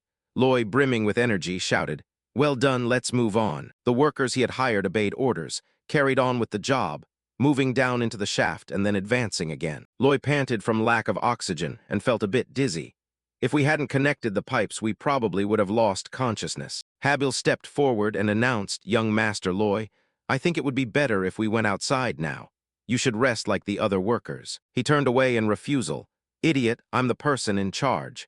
As the person in charge, I need to oversee the operation. Loy seriously thought about the old world. In Korea, those in charge were all loudmouths, some not even present on site. He'd never be like them. He would oversee the operation. He activated his measurement skill and detected something. Loy looked down the passage ahead. He saw it. Seeing the dark-colored chunks of rock, he realized they were bituminous coal. Seeing the find, Loy shouted to everyone in the shaft, we're almost done, keep it up. Bayo stepped forward and rubbed his cheek. Thanks, because of you we're working 10 times faster. Loy turned back to announce. Listen, when we reach the coal layer, Trung Star will remove the protective barrier and expand the space. He warned seriously, this is dangerous work, don't let your guard down. Thud, the noise from the pile of earth and rocks behind him drew Loy's attention. Another thud. He trembled, bewildered. What was that? The ground here is very solid and shouldn't be collapsing. His eyes widened. He used his earth-probing skill. The measurement skill revealed something to Loy. A hole. It hadn't been there before. Suddenly the hole widened, leaving him astonished. Suddenly, a monstrous ant burst out of the pile of earth and rocks. It startled Loy. The giant ant lunged forward, preparing to attack. Habil moved like lightning, seizing his weapon and rushing forward. He slashed its mouth in two in the blink of an eye. Loy took the opportunity to raise his shovel. He struck it square on the head, finishing off the giant ant. One blow shattered its head, and it lay motionless. Calming down after the scare, Loy thought, has something appeared that wasn't mentioned in the novel? No, wait. Why did it feel so easy? This ant must have a colony. At that moment, a mass of glaring red eyes inside turned toward the two of them. The ants swarmed forward en masse for no apparent reason. Loy immediately ordered everyone get out now. The people in the basement panicked, shouting as they fled. Habil stood blocking the way, slicing the giant ants that charged at him. Loy was astonished at their numbers, silently calculating. How many are there? 200. 1,000. The territory would be lost if they swarmed out. He looked back at Habil struggling in battle. Can Habil hold them back? No, he can't. We'd run out of oxygen. Watching the people who had escaped, Loy devised a plan. The mine we built can't be destroyed unless explosives are used. If this place collapses, we have to act fast. What should I do? What should I do? Seeing him freeze, Habil rushed over and struck him in the face. Snap out of it. Young master, you can't panic. Loy snapped back angrily. I'm not panicking, I'm thinking. Habil, having just parried the ant's strike, shouted, then you better think of something. Fast. He glared and repeated once more, hurry up. Loy gritted his teeth, thinking. Ant tunnels, bituminous coal, the earth's depths. The light in his head seemed to dim. And then suddenly, a surge of energy welled up. That's it. He grabbed the torch from the wall with a grunt. He ordered sternly, we'll attack head-on. We'll go through the tunnel with the ants. Habil dashed forward. It sounded foolish, but he still cut down the ants before him, thinking, there must be a reason. The two of them advanced together toward the giant swarm of ants. Let's go. The scene shifts to the front row estate. A man bursts in, panicked. My lord, there's bad news. Arcus Frontera shocked. What? Ant monsters, where's Loy? The soldier quickly reports as he prepares to don his armor. The workers have been evacuated, but the young master, Habil, and 2 others are still inside. Bayan is preparing to seal off the coal mine. Arcus immediately straps on his armor. Let us go, hurry. Back in the basement, Habil is struggling to clear out the giant ants. He asks in alarm, is it still far? How much further do we have to go? Loy, holding the torch at the rear, irritably says, Dante, talk to me right now. I am busy here. He and Habil fend off the ants from both sides. Fortunately, the ants aren't trying to flee the tunnel, but this pincer-like situation is very bad. Seeing Habil's exhausted face, Loy worries. He's about to hit his limit. The underground heat, the lack of oxygen, and the sheer number of ants are all working against him. He activates his measuring skill to scan. We need to find it as soon as possible. Deep underground there's a layer of methane. Habil Srahan continues sweeping the giant ants in the shaft, while Lloyd firmly pushes back those behind them. Coal beds are home to methane-loving microorganisms, so this gas layer hides throughout the mineral seams. Forward, Lloyd tightens his grip on the torch, thinking of a plan. If he can just find that, he can blow the ants away over a wide area. He uses the measuring skill again and looks back. There's a cavity beneath the floor. There it is, the methane layer. Lloyd quickly plunged the spade into the ground. As he prepared to dig, he warned, I'll dig this section, you keep away from the ants. He put all his strength into digging through the rubble at his feet. The giant ants didn't let up and lunged at them. Habil pivoted to build momentum, and with a sweep of his sword, the ones rushing in were decapitated one after another. Lloyd still trusted his companion and kept digging. Suddenly, a piercing shriek made them both freeze. An ant 10 times bigger than the previous ones appeared. The queen ant, this one's massive, Lloyd said in a panic. The queen ant lunged at them, giving them no time to breathe. Habil, can you handle this? No, there are things I know I can do no matter how hard I try. Just try first, then talk. Habil nodded. We don't have any other choice now. The queen ant barreled in. Habil activated the magic heart and took his stance and parried just in time. It was astonished at that quickness. Habil gritted his teeth and flicked his sword up, knocking it back. Lloyd seized the opening and dug fast. The clash between the queen ant and Habil was ferocious, both sides trading lightning-fast blows. Meanwhile, Lloyd finally reached the spot he needed. A jet of gas spurted up, making him freeze. Confirming he defound methane, Lloyd shouted, Run! Habil, head for that exit. The 2 of them sprinted off, the queen ant on their heels. Ahead was the narrow passage they had used before. The 2 had just gotten out of the tunnel mouth, when Lloyd immediately spun around, gripping his torch, and hurled it down hard. Eat this. The torch smacked into the queen ant's head, then ricocheted deep inside. The beast still lunged forward, but got stuck because its body was too large. Methane kept gushing out. The fire caught and spread throughout the tunnel. Boom, the whole tunnel exploded like a bomb. Fortunately, thanks to the queen ant blocking the entrance, the 2 weren't singed by the flames. The fire surged deep into the ground, sweeping away the remaining ants. A shockwave radiated outward. Habil shielded Lloyd and took the blow. The explosion thundered. It could even be heard clearly on the surface. Arcus Frontera, alarmed, tried to rush in, but Bayan stopped him. No, my lord, you'll be hurt too. After the blast, the 2 lay motionless in front of the tunnel mouth. Lloyd came to, clutching his head. Oh, my ears. Looking at the aftermath behind them, he concluded, it seems the plan worked. He sprang up and saw that Habil had shielded him, and Bell was unconscious too.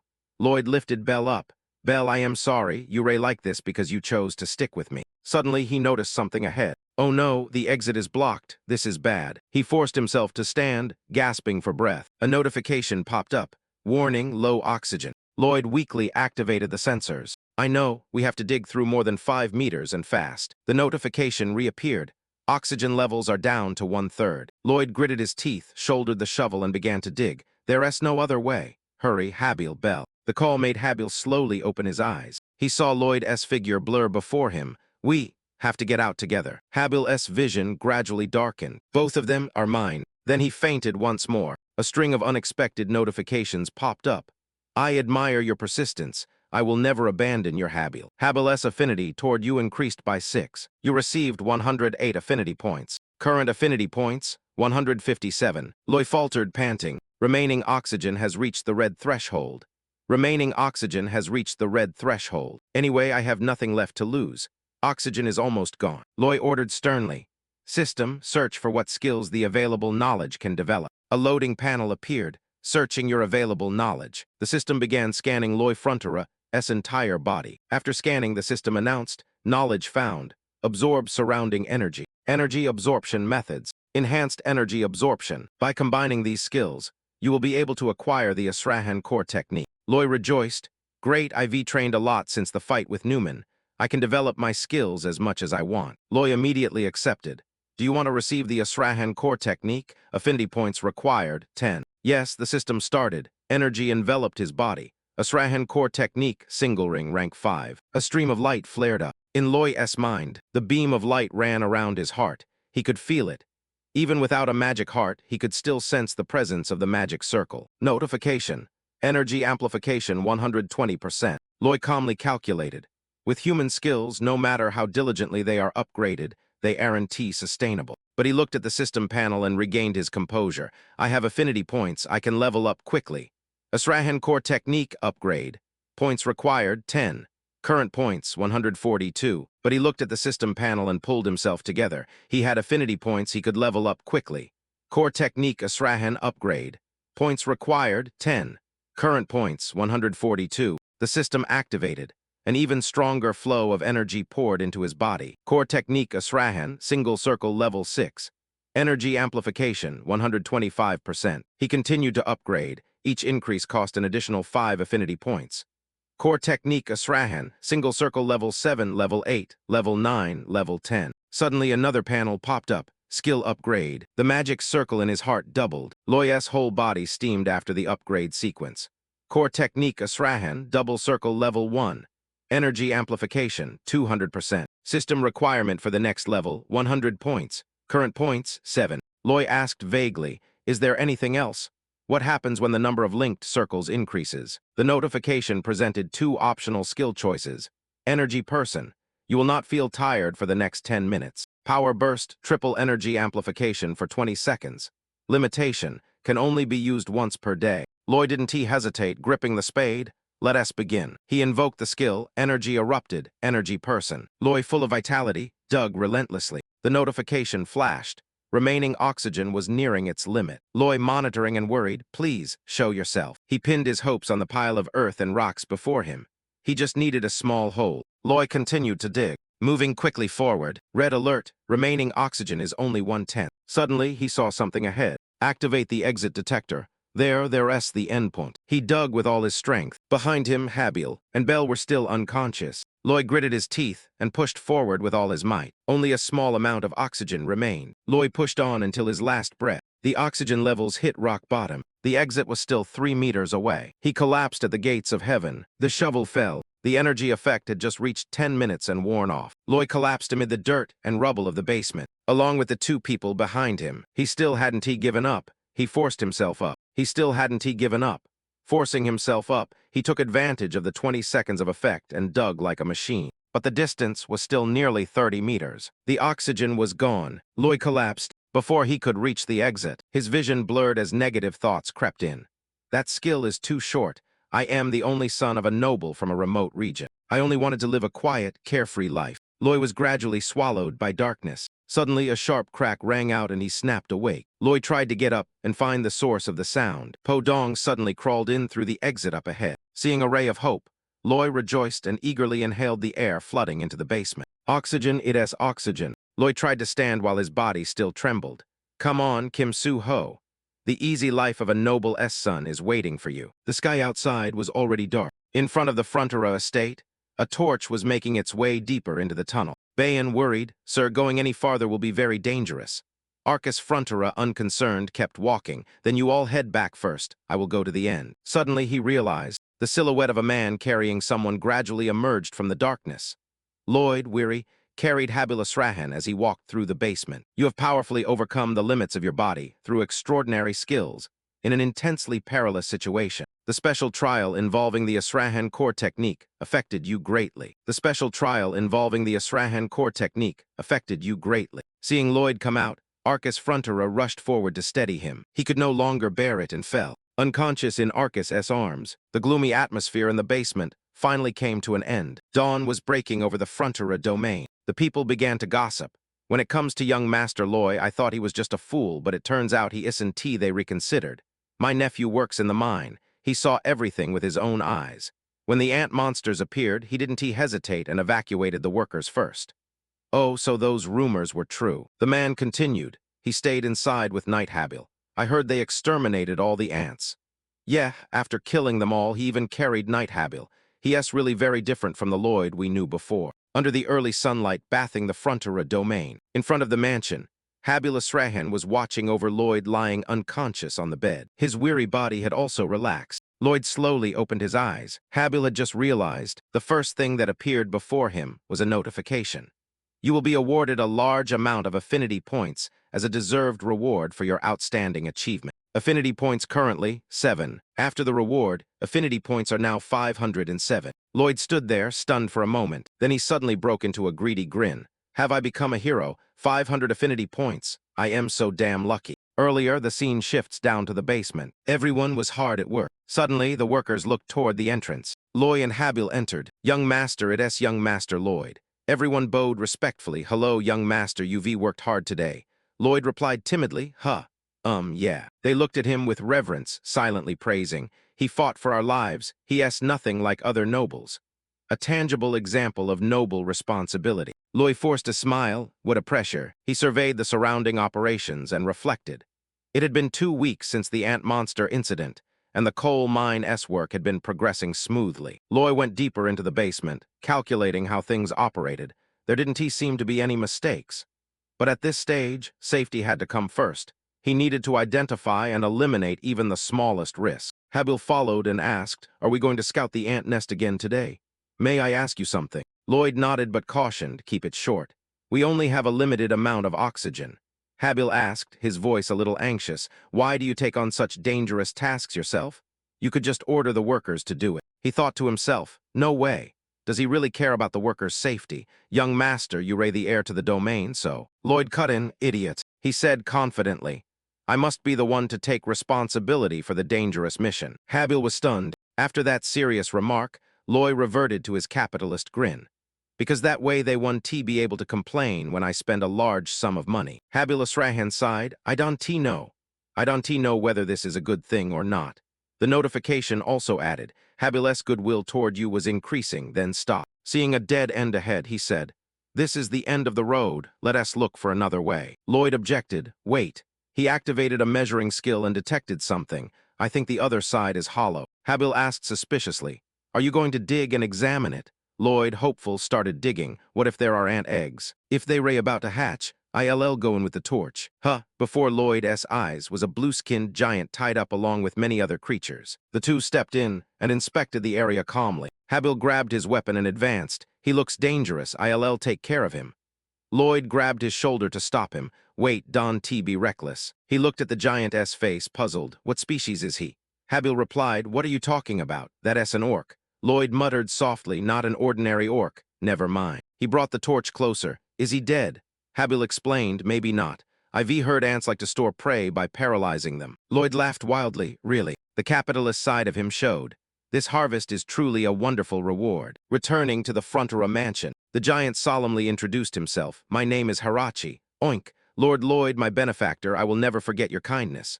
Oink. Lloyd emphasized his final words. You say oink on purpose, don't you, to emphasize your character?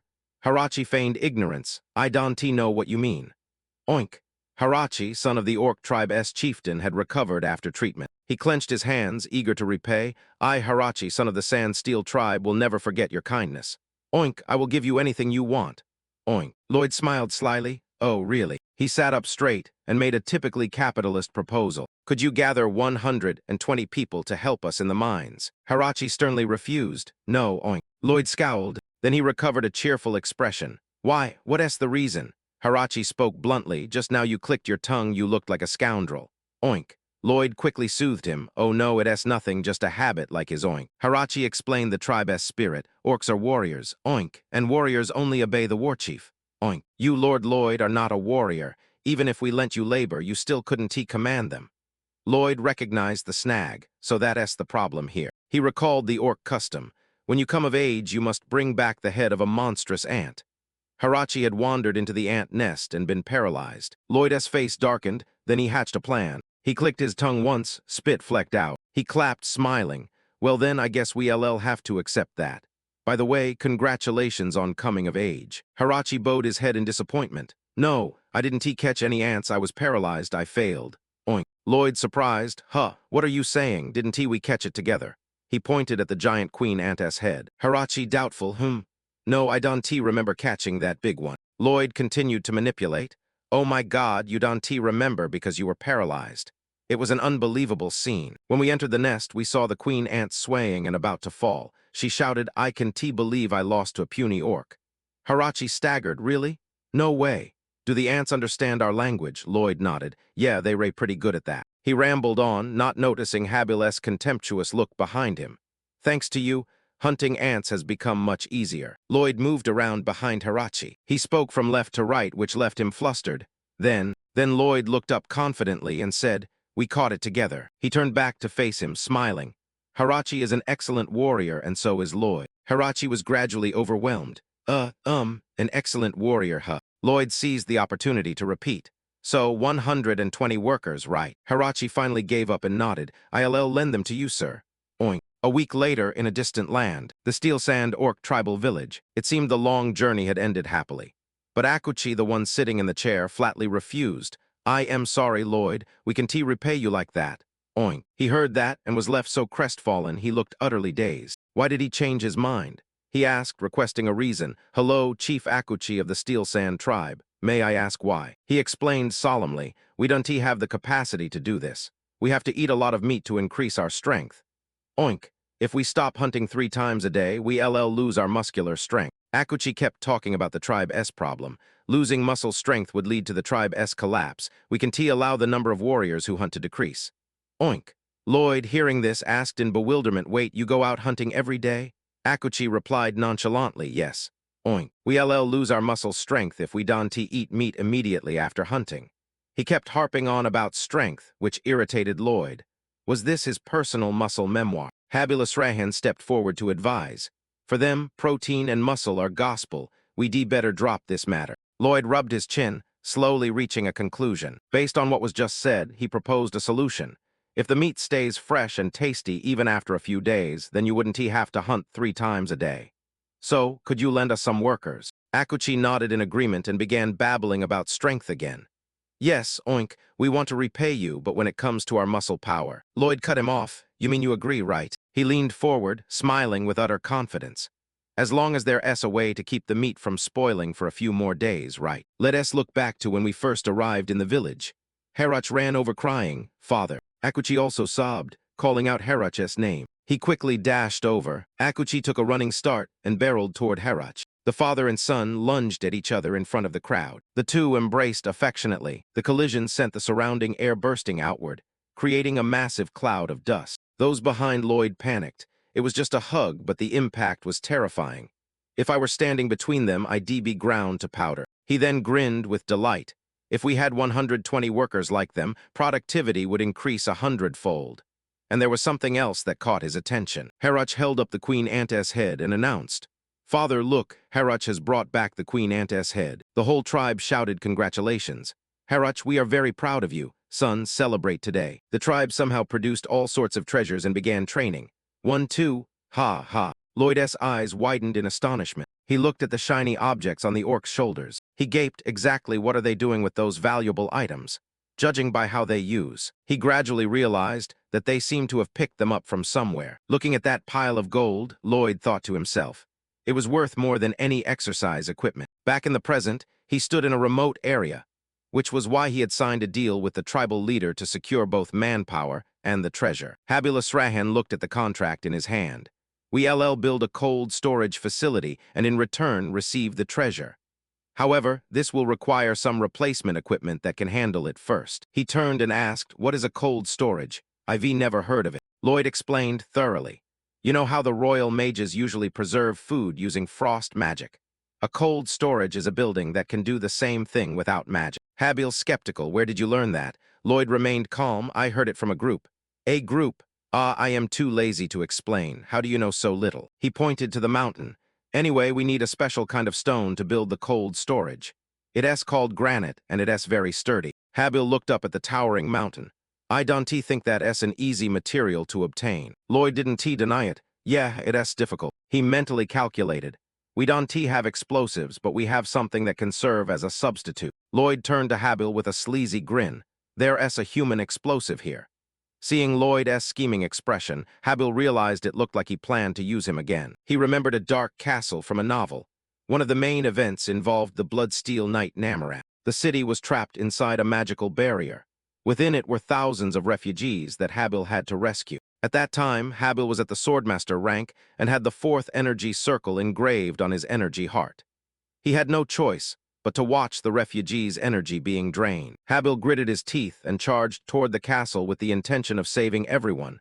I must save them, even if it costs me my life. A deadly movement skill formed without his awareness. A circle protecting the core energy heart. The other 3 circles collided with each other. Unconsciously, Habil Asrahan pushed forward with all his might. A sword blow so powerful it hurled him backward. It barreled into the magical barrier and pierced through. Habil's skill shattered the magical barrier. Later, that explosion became the Blood Iron Knight's signature technique, alongside the core Asrahan technique. Back in the present, Lloyd adopted a stone-faced expression and said, "We can use the exact same technique, can we?" Habil immediately asked bluntly, "Please be honest.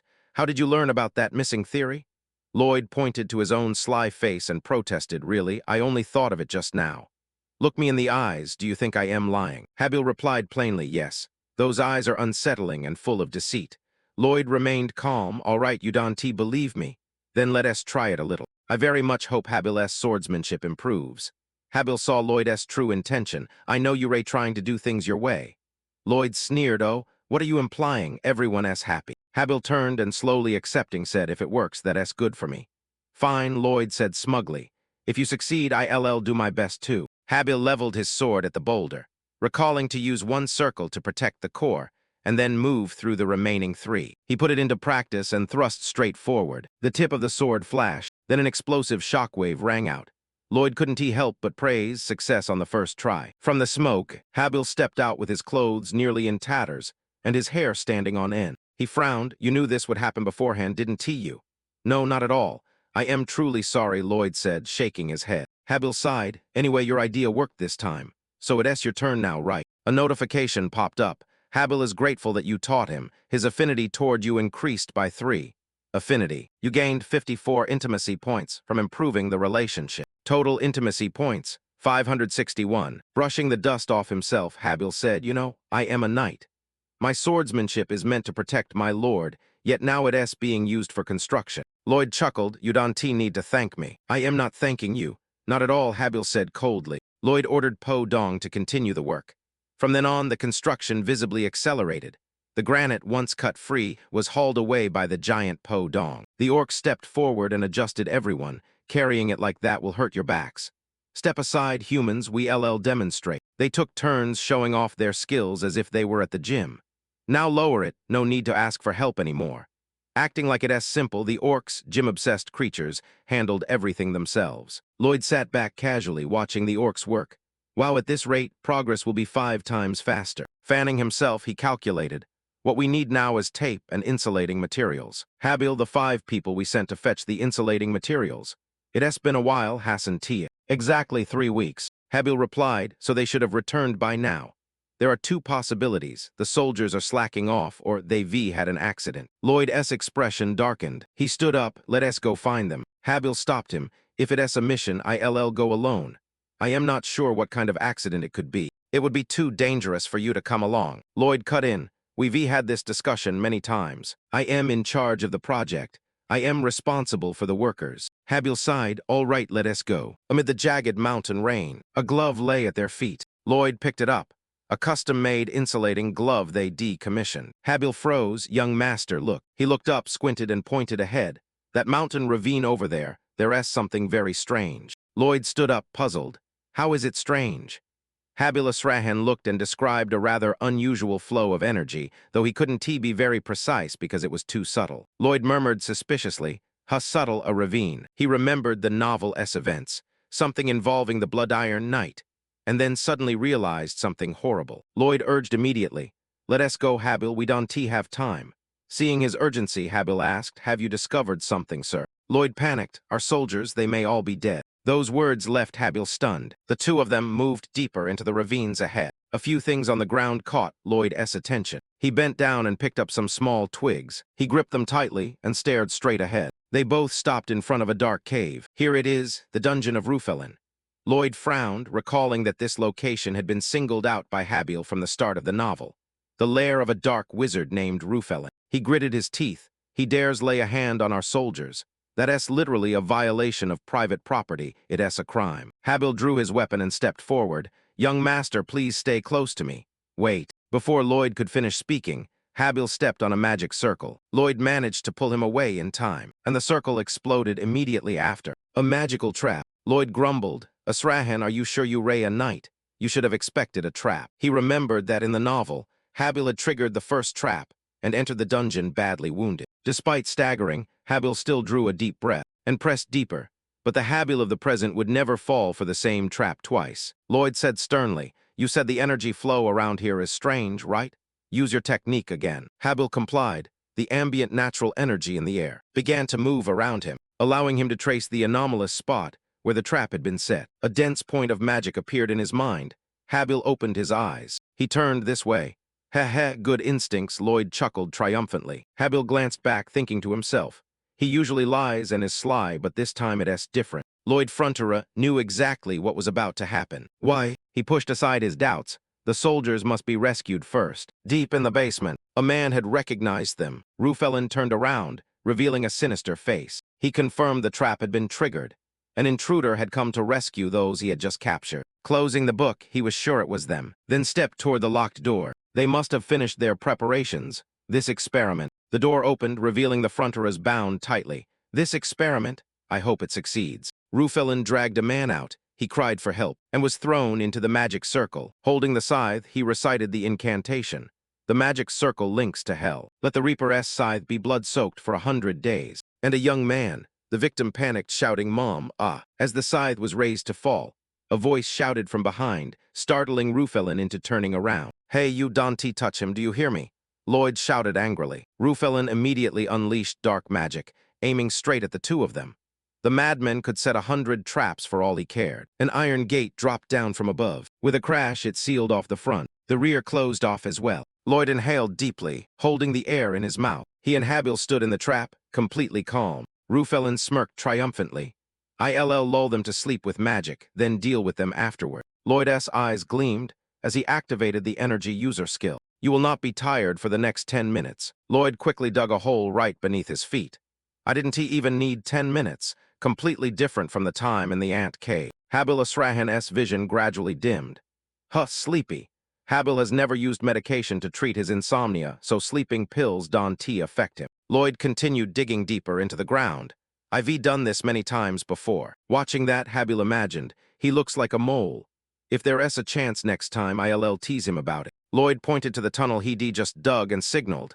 Habil, get in. He stepped in and prepared to make his move. Using the technique he learned earlier, Habil aimed directly at the pile of earth ahead, plunged the sword in. A loud explosion rang out. The fire from the erupting skill took Rufelin by surprise. He fell flat to the ground in panic. As a huge hole appeared, suddenly a hand reached up from the mouth of the hole. Lloyd struggled to climb up, showing a face full of murderous intent. Hey, this is my first time, isn't it? Rufelin immediately composed himself, placing both hands on the ground. A large magical circle appeared. A giant two-headed monster appeared behind him. He grinned savagely. Although I failed to resurrect, this is the strongest monster I've ever created. You will not be able to leave a scratch on its steel-hard hide. The mindless monster lunged forward. Lloyd hurriedly warned it's tough, its weakness is, before he could finish. Habil sprang up, borrowing the force of the recent explosion, and brought his blade down. The blade split the shockwaves and bisected the monster with effortless ease. Rufelin was horrified. Lloyd was stunned as well. He used the blast's force as leverage to steer the slash. It's powerful, yet no such technique appears in the novels. The two stood motionless, posing after taking down the monster. Rufelin panicked. I am doomed. There's nothing I can do to beat them. Lloyd stepped in front of him, irritably scolding him about the consequences of abducting unpaid laborers. You kidnapped our soldiers. Thanks to you, the project was delayed for weeks.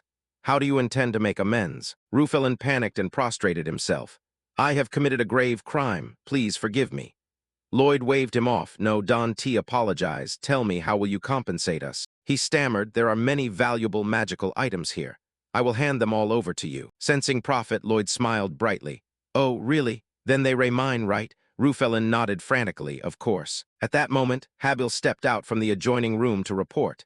Young master, the soldiers are exhausted, but they do not appear to be in mortal danger. Lloyd replied curtly, all right. Then he turned to Rufelin and asked, they ray going to die in a few days. What did you do to them? He timidly confessed his intent. I have always tried to resurrect the dead. Lloyd frowned. What? Is that even possible? What are you going to do about it? Rufelin fell silent for a long moment, then said sadly, to bring my dead wife and child back. Lloyd said nothing. He let him continue.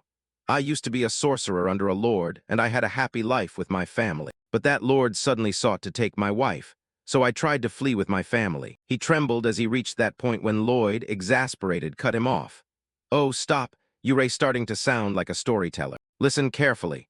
If you save your wife and child by killing hundreds of innocent people, is that something they should be grateful for? He was stunned by the bitter truth. Lloyd continued, shattering the dream. The blood-sucking demons you created, the lives you sacrificed for them, their families, their happiness, do those mean nothing to you? You know, I don't find your story tragic enough. No matter what you say, your true nature won't change. Everyone in the room stepped out to listen. Hearing Professor 2B letter 1EA3N words, Rufelin couldn't help but despair. Someone who has completely destroyed happy families can only be labeled a murderer. Tears streamed down his cheeks. Lloyd fell silent when he saw that face. He stood up.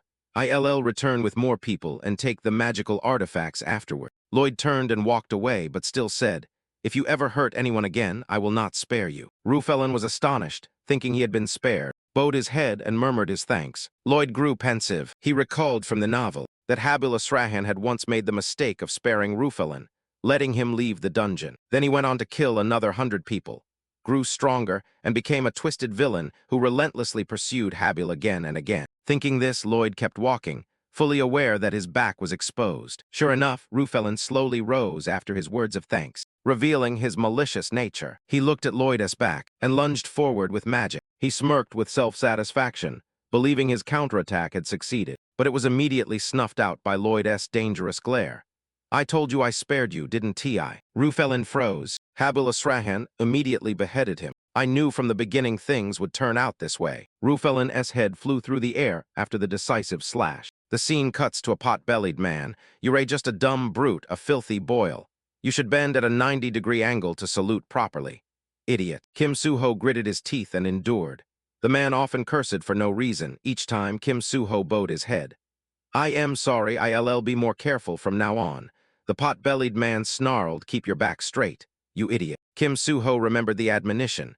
Good deeds often pay off, so avoid conflict. One battle will lead to another. He turned away muttering, kids these days don't learn anything. They only know how to eat. Kim Suho was silent, thinking that if he behaved politely, the man would eventually change. He had endured it many times, but what had that achieved? Late in the afternoon, Kim Suho ran into him again. Hello, sir. The man still grumbled, not letting up. Are you arguing with me now? My ears are about to fall off, you arrogant brat. He always treated him as an easy target. You're so pathetic, look at you. Kim Suho's anger surged, but he tried to restrain it. Stay calm, it'll pass. Calm down. The pot-bellied man was emboldened and pressed his advantage. This kid's mother must be pathetic too, to have given birth to someone like you. Ha ha. The line had been crossed. Kim Suho glared. He stepped forward and grabbed his shoulder. He summoned his strength. He punched him straight in the face. He screamed, the onlookers panicked and asked, what's going on? Before he could recover, Kim Suho unleashed another blow that nearly knocked his jaw loose. He then kicked him square in the gut. While fighting, he briefly thought, oh no. Workers at the construction site rushed over to intervene. Hey, stop. Afterward, Kim Suho shouldered a bundle of rebar and walked across the site. He looked up and saw the pot-bellied man, the one he'd just beaten to a pulp. Terrified, he turned his head to avoid Kim Suho's gaze. Kim Suho halted. Let it end here. For the sake of peace, violence has to stop sometimes. Back to the present, Lloyd turned away from Rufelin's corpse. Will everything be all right after that? He remembered the world before. In Korea, there were still serial killers and attackers. Look at the sentences for assault. I was too drunk is treated as a mitigating circumstance. How can you be so vocal about human rights yet so lenient toward brutal crimes? The perpetrator was an ambitious doctor, a bright young man with a promising future. and then the sentence was reduced. Finding that thought ridiculous, Lloyd could only laugh. A villain must receive punishment commensurate with his role as a villain. Seen leaving the dungeon, Lloyd and his group moved out. An exhausted soldier, his face ashen and his steps unsteady. Lloyd turned back. "You look like you were about to faint. Hand me your backpack." The timid man, what? No, this. He grimaced and spoke in a rough voice. "If you pass out, I'll have to carry both you and your backpack. So just give it to me." Lloyd also pointed to the people behind him. "You and you too, hand all your backpacks to me. Quickly." "But young master." "This is an order, give them here." People stepped forward to intervene. "We'll carry them." "Young master, how could we let a noble do this?" He continued tightening the straps, ignoring their advice. Lloyd shouldered a pile of backpacks and announced, "From now on, anyone who complains 1T receive any pay or bonuses. Let us go." Everyone had tears in their eyes at his kindness. Habilus Rahan was puzzled by Lloyd Frontera's actions. He couldn't tell whether this was merely about the backpacks or also for the soldiers' benefit. He looked at the soldiers visibly moved behind him. At that moment, the truth mattered more than any explanation. In their eyes, Lloyd appeared dignified as he shouldered the heavy burden, a trustworthy leader to follow. A notification popped up. "The rescued soldiers were deeply moved by your actions. Sometime in the future, this beautiful story will spread through their retellings. Helpful, isn't it?" Lloyd fell silent. He then grimaced and muttered under his breath, "Helpful? I need nothing but money." The scene shifts to the orc tribe. In front of the refrigerated warehouse Lloyd had worked tirelessly to build. Harach looked around. "Is this the cold storage?" He seemed irritated by something. Harach turned back. "It's only a little less hot than outside. The meat will go bad and the muscles will waste away." Lloyd replied at once, "Ah, well, that's obvious, because there's no ice. It's not finished yet." "Ice, oink, it's very hot here, so there's no ice." "Oink. If there's none, make some." "How will you do that?" Lloyd kept smiling, his expression unchanged. "By any means." Harach eyed him skeptically. He still smiled, his expression unchanged. The system panel chimed in as if picking up Harach's thread. "You brought back a con, huh?" "Oink. The Queen Ant story was a lie too, right?" "Oink. Harach isn't as dumb as you think." Lloyd hissed under his breath. "Shut up. I never thought that. That's just what you think." The system persisted. "Not me. You think he's the fool." He slipped and revealed his true nature, not reputation. "That's far more important, I mean the customers." Harach shook his head, restraining himself. "Lloyd is Harach's benefactor. Don T think of him as a bad person." Oink. He stepped up onto the stair toward the exit. "If you need help, tell me at any time." Oink. Lloyd smiled and waved. Okay, don't worry, just wait until the project is finished." Habilus Rahan cut across his cheerfulness. "So how will you create the ice?" Lloyd was silent for a moment. Taken aback, he turned back timidly. "Ah, I am also wondering how to do this." Habil astonished. That was the look of someone without a plan. "You signed the agreement without a plan. Are you planning to trick them?" Lloyd said calmly, "Look, Habil. Do you know the hallmark of a failure?" Habil stared blankly. He explained, "They always say I can do this or I can do that. There are endless excuses. Don't become like that. If you don't give it your all, you will never find a way." He clenched his fist. "Be innovative." Then he raised his hand confidently. A merchant's mindset. The atmosphere in the cold storage was so quiet you could hear the crows caw after Lloyd's sermon. Habil protested inwardly. "No way. Doing that would raise the risk of failure 100-fold. It was already dark. Before the rocks of the orc tribe, Lloyd sat plotting. "Yes, first we need a huge block of ice." He thought of two pets. He of Po Dong and Bell draw water from the lake. Then he thought of mages. In this world there is ice magic. What principles lie behind it? He fell silent, searching his mind for every possibility. Magic uses a person's natural energy, a technique based on altering the arrangement of that natural energy. He thought of the tiny energy particles in his world, and was sure he could achieve that by practicing daily energy absorption. There are various kinds of natural energy, and Lloyd gradually concluded, with that plus the surge of energy in his mind, he could change it because that's the essence of magic. After a moment of calculation, he stroked his chin. Then he smiled confidently. "Of course, I can simply use my own energy at will." The next morning, Lloyd began the plan by asking his two children to fetch water. At this point, he used straw to reinforce the area around the stream. Although he couldn't directly control the energy as he wished, he could accomplish something similar. Lloyd initiated the core Asrahan technique, absorbing energy. He put his hand into the water and began to absorb. "If I absorb the thermal energy, what remains in the water will be cold." The energy currents in the stream collected toward Lloyd's arm and then dispersed. "Oh, I am doing it backward. Damn, this isn't easy." Habil Asrahan quietly observed his persistence and silently thought, he will always learn and find ways to correct his mistakes. I once thought he was merely reckless. Gradually, Habil came to recognize the seriousness of Lloyd Frontera. He wasn't being irresponsible but trying to find a way. At that moment, Lloyd focused on absorbing the energy already present in the water. Good. Habil sighed. He still couldn't understand the man. Lloyd's body brimmed with energy. A notification appeared. You have developed a new skill using the Asrahan core technique. Skill upgraded. Asrahan core technique, dual circle level 2. A few days later, in front of the ice vault, Haruch and Akuch trembled in astonishment at the sight before them. Akuch stammered, "You made star ice." Oink. Lloyd smiled and tapped the blocks of ice.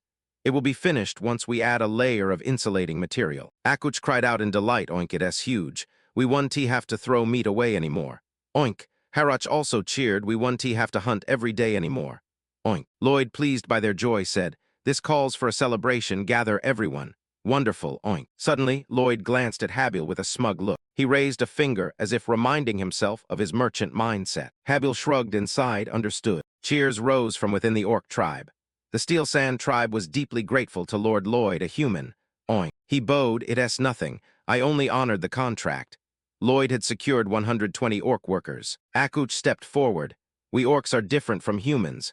We do this not only because of the contract, but to show our gratitude." Therefore, Akuch of the Steel Sand tribe vows to Lloyd, the human. He began to pose, flexing his muscles. From now on, Lloyd's clan and the Steel Sand tribe are allies like brothers. The orcs at the back chorused, "We confirm." Akuch added, still showing off his muscles, "Frontera is our friend.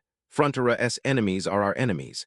If you run into trouble, we'll come running to help at any time." A notification popped up in front of Lloyd. Frontera. Tribe unlocked. The orc tribe recognizes you as a true friend. You can improve relations by earning affinity points from the orcs. Tribe unlock reward, plus 100. Current affinity points, 611. Lloyd read the line, then raised his arm to show off his muscles.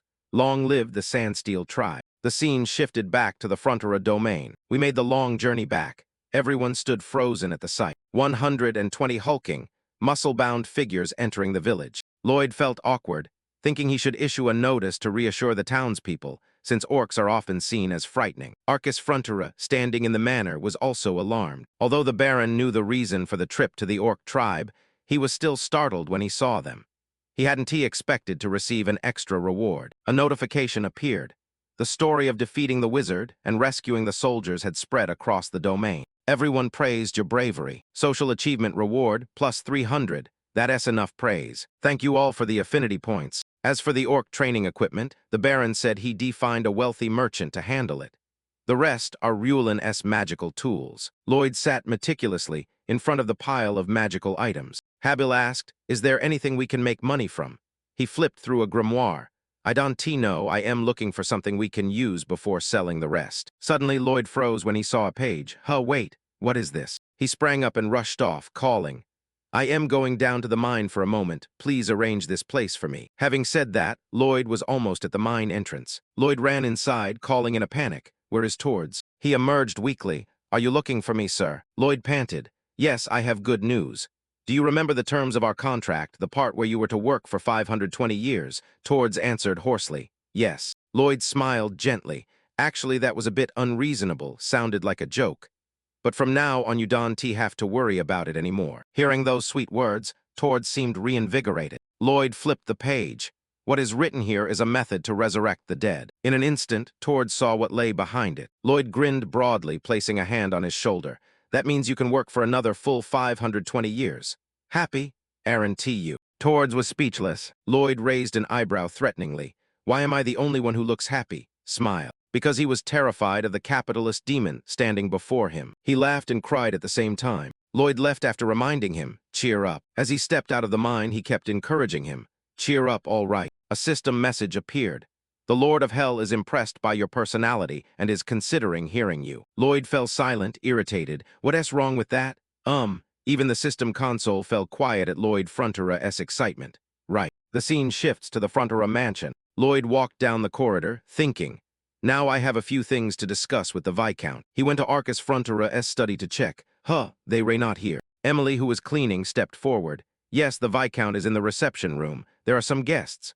Lloyd asked which guests. She replied softly, Lord Solo and Mid-Lap. Hearing those two names, Lloyd stood still for a moment, then smiled. His sinister expression alarmed Emily. Oh, what s with that face? Inside the reception room, a voice rang out. You know we have a monthly agreement to collect the principal in a single payment. This time we can let you pay only 10% of the principal, if you let us take over ownership of the mine. The two loan sharks climbed onto the table. Meatloaf grinned arrogantly. Arcus's face darkened. Why are you silent? Isn't T lowering the interest a good thing? Suddenly there was a knock. My lord, I am Lloyd Frontera. May I come in? Arcus answered, ah, all right, come in. Lloyd smiled as he entered. Oh my, it has been a long time. How have you all been? Meatloaf arrogantly held up a piece of paper. If you ray here to threaten us again, you ray in the wrong place. We have a license, you know. Lloyd kept smiling, of course. You ray authorized, very clever. Ha ha. He rubbed his hands. I heard outside that you were making a generous offer. Do you mind if I make an offer of my own? He snapped. I don't want to hear any proposals from a brat like you. Lloyd calmly, in the future we LL repay the debt gradually, and of course the interest rate will decrease. Meatloaf growled. I said I don't want to hear it. How dare you? Lloyd, slightly irritated. You ray allowed to make an offer, but I am not. I am getting angry. Suddenly a figure stepped in through the door. Who? Harach, furious and radiating menace. Who dares make my brother Frontera angry? The two lone sharks clutched each other in fear. Harach barked. Anyone who Anger's brother Frontera will be wiped out by the Sand Steel tribe. Lloyd smiled smugly. Hey, what are you implying? There's nothing going on. Harach still suspicious. Nothing. He looks really angry. Lloyd explained. Ah, it's just that the other man's voice is too loud. Seeing the two trembling men, Lloyd said again, Dante, pay attention to him. How about my offer? He smiled warningly. If you refuse my offer with Harach standing guard, Lloyd's smile became utterly menacing. Harach growled, I'll tear you apart if you hurt brother Frontera. Terrified, Meatloaf and Shiloh immediately fled from the mansion. Back in the reception room, Lloyd held the paper. I also wish this debt had never happened, but it was a crime. So you should be satisfied with this. Arcus Frontera timidly, ah, all right, thank you, son. Lloyd reassured them. The construction in Ondon is expanding, and the bitumen coal mine will also proceed smoothly. We LL repay them right away. He handed Arcus the contract. Please keep this safe for me, Baron. Lloyd took the opportunity to raise the current issue. We have a big problem. If we don't address it, it will become serious. He pointed toward Harach standing behind him. Their appetite is 10 times that of a normal person. Lloyd continued, causing Arcus Frontera to panic. Their food costs are no joke, but if they leave now, it will create a major problem. He watched the orcs working hard with satisfaction. As expected, orcs are excellent miners. A single swing of their pickaxe can turn a massive boulder to rubble. Suddenly Lloyd asked anxiously, where is he? The soldier panicked pointed, over there, sir. He hasn't rested in 24 hours. Lloyd immediately ordered, get him out of here right now. Make sure he doesn't come back until tomorrow. Everyone tried to drag him away, but he kept struggling. I don't want to rest. I'll be destroyed. My muscles will be ruined.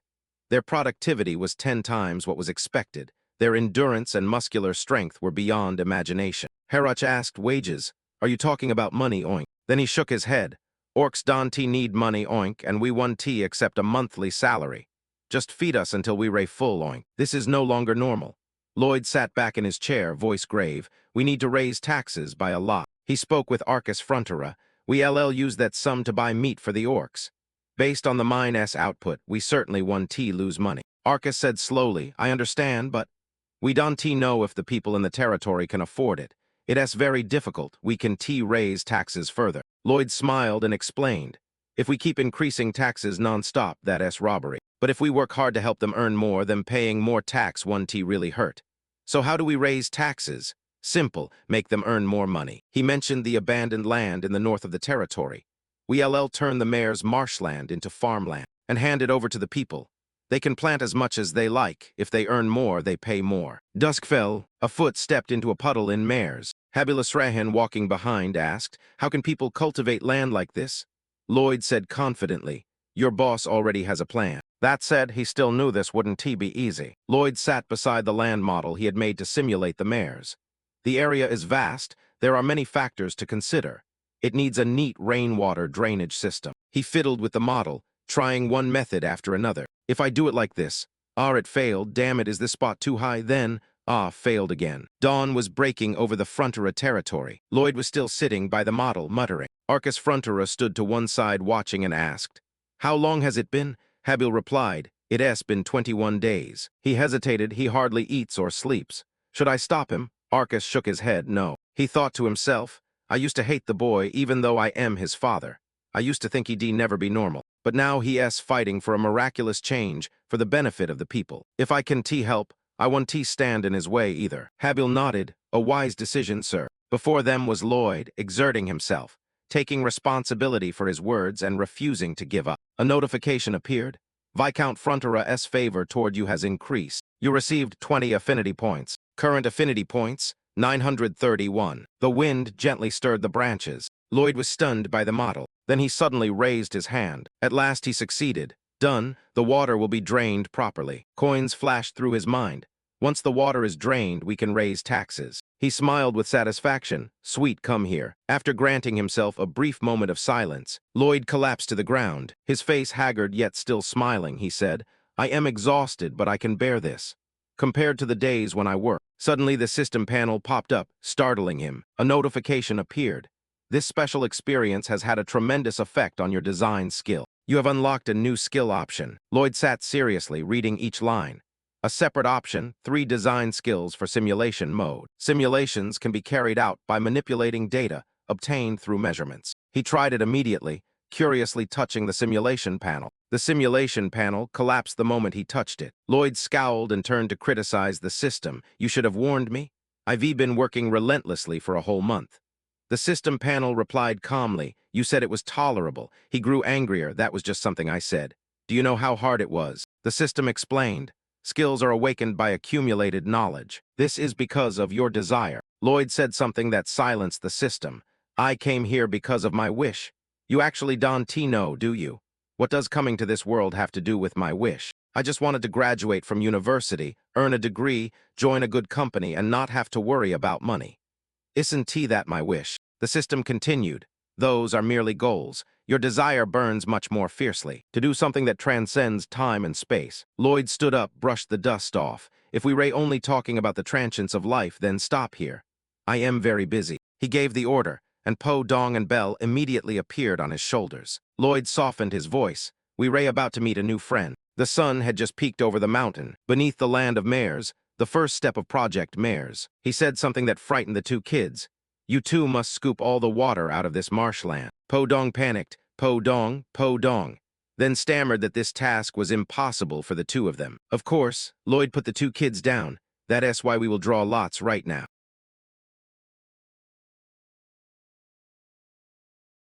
He began, here we go, drawing for fantasy creatures. Each draw costs 100 affinity points. The price increases by 1.5 times with each draw. Lloyd pressed the button. You can draw 4 times in total, no special skills required. He waited.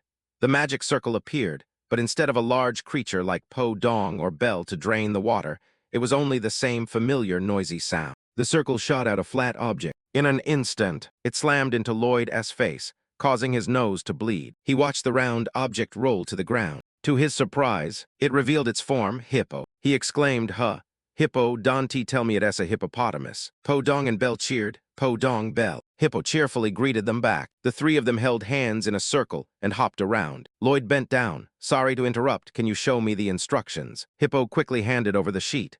Oh, I am far too used to this. He muttered, then read it and frowned. Hey kid, continue grow bigger by eating sunflower seeds. Looking at Hippo's tiny frame, Lloyd disappointed. Did I fail this time? Hippo blinked, puzzled by his gaze. Lloyd turned to the system.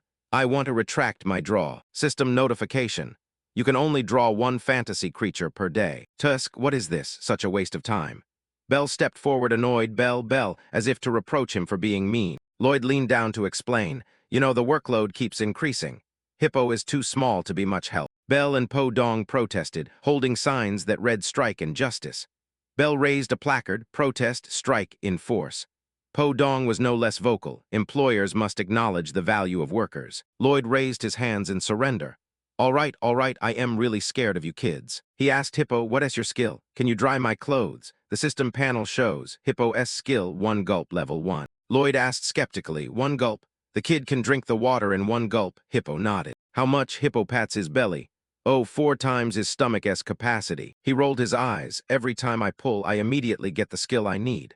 So I am really lucky, huh? Hippo stepped up to the puddle. All right, kids, show me. Hippo pressed his mouth to it and began to suck. Water flowed into him continuously. Lloyd realized that Hippo's body was expanding. Huh, am I imagining things? It's bigger now. Hippo kept sucking, and the water level dropped quickly. He watched intently. From bottom to top, glug glug. Hippo's body swelled to the size of 100 people combined. The bigger it became, the faster it sucked. Phew, a soft sound echoed.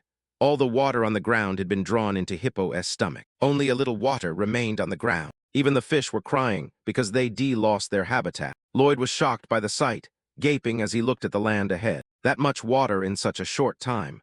Does that mean we could drain it all in just a few days? Belle and Po Dong snorted with pride at the sight. Why do those two look so smug? Lloyd called the system. Hey, miss.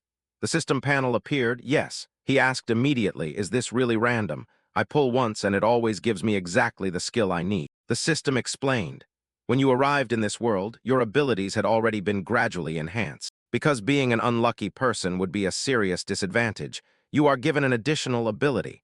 A lucky draw. Maybe that's not the case. Swoosh, hearing the odd sound, Lloyd frowned. That sounds so sad. Are you picking your nose? Hippo turned its head. Hippo. Lloyd, astonished, said, what? The kid can drink even more. He smiled with satisfaction and ordered, let him drink until he gets sick. The construction of the mayor's land will begin on the Day of Ghosts. Lloyd took one last look at the marshland and set the plan in motion. Construction would begin with a longitudinal drainage method.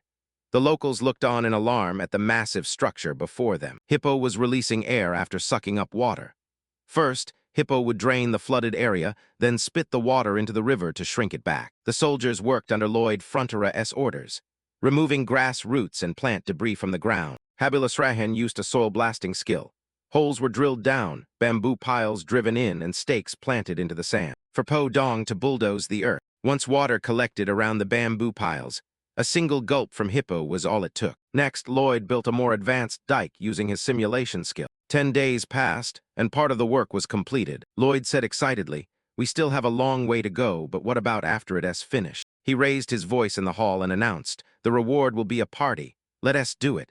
Everyone below shouted in unison, let us go. Amid the buzzing of cicadas, Habilus Rahan watched the land growing more beautiful. The abandoned land was truly transforming into farmland. He looked at the hall in his hands with displeasure. Since when did I become a builder? What is my task? Lloyd ran over from a distance. He handed over a bag of seeds. Habil, these are seeds, sow them over there. Habil tried to refuse. I am a knight, why should I?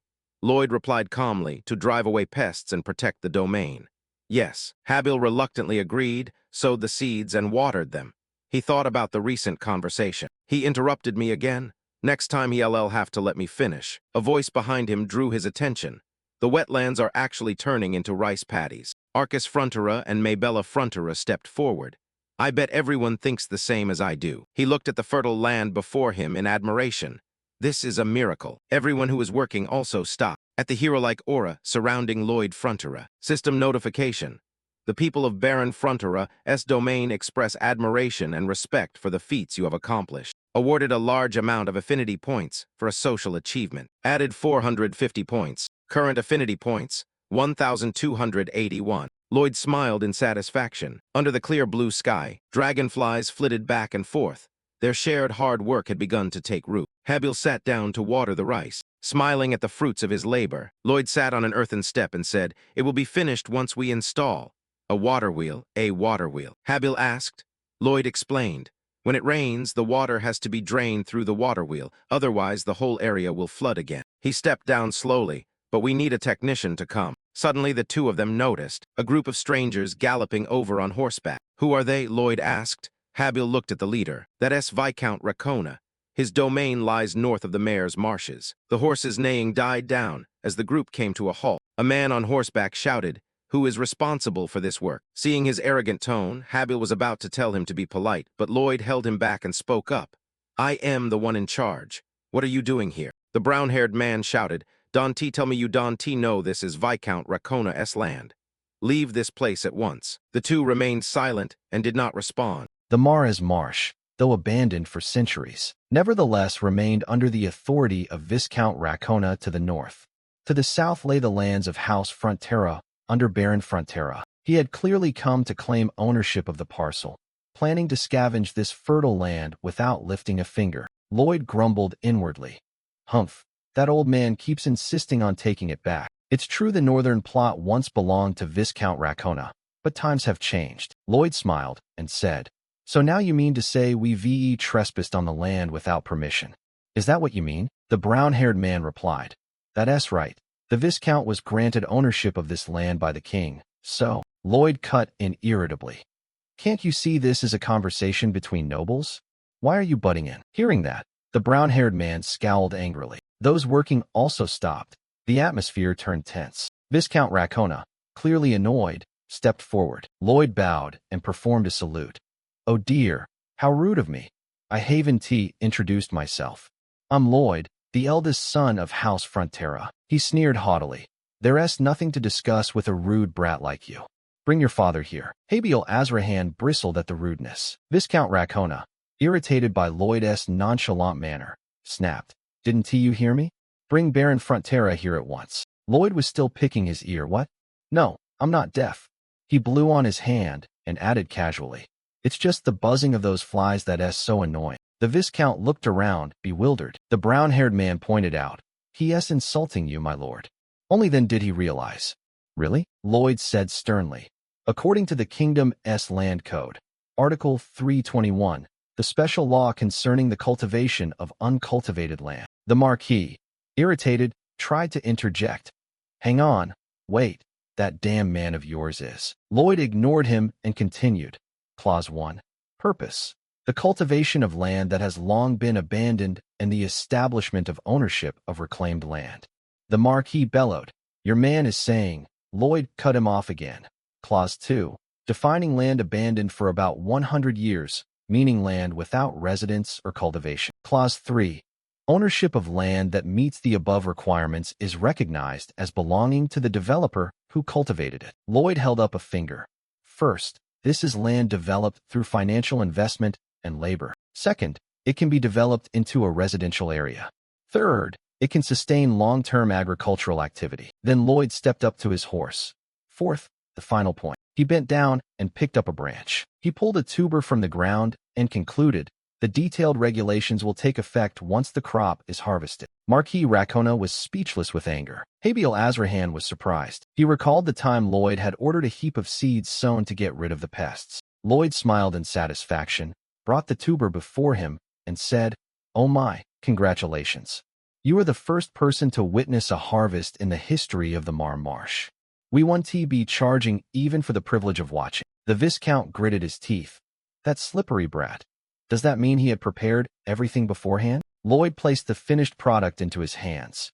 Now, sir, please accept this dear gift. His smile slowly changed. So now, would you kindly leave our land? Viscount Racona trembled with anger, but did not retort, choosing to leave in silence. Habiel Azrahan stepped forward, puzzled. Where did you hear that those people were going to come here? Lloyd said softly. What do you mean? Then, dazed, he explained. We've met these kinds of people once or twice already. Scoundrels who exploit other people's efforts. Suddenly, a loud shout rang out from behind. The farmers cheered in approval. Young Master Lloyd has protected our land. How wonderful. You're the best. He fell silent for a moment, then scowled. How am I supposed to pay wages like this? Keep working. The scene shifted to a heavy downpour in Mares. The rain was so heavy that the water rushed violently. Lloyd sat in the rain, watching. Day after day arrived, bringing downpours. He looked at the water diversion work in front of him. Suddenly, an umbrella was held over the spot where Lloyd was sitting. I've run the simulations hundreds of times, but it's best not to drop our guard. I need to inspect everything thoroughly to the end. Habiel Azrahan stood beside him holding the umbrella.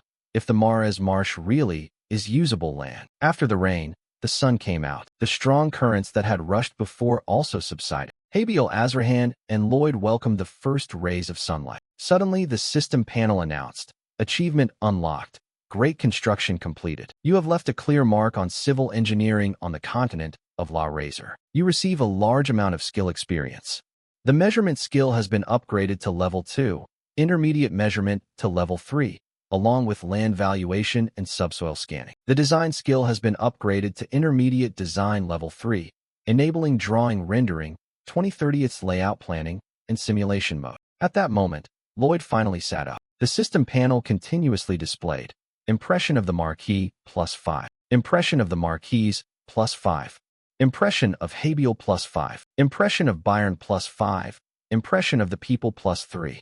Current points, 1355. He smiled in satisfaction.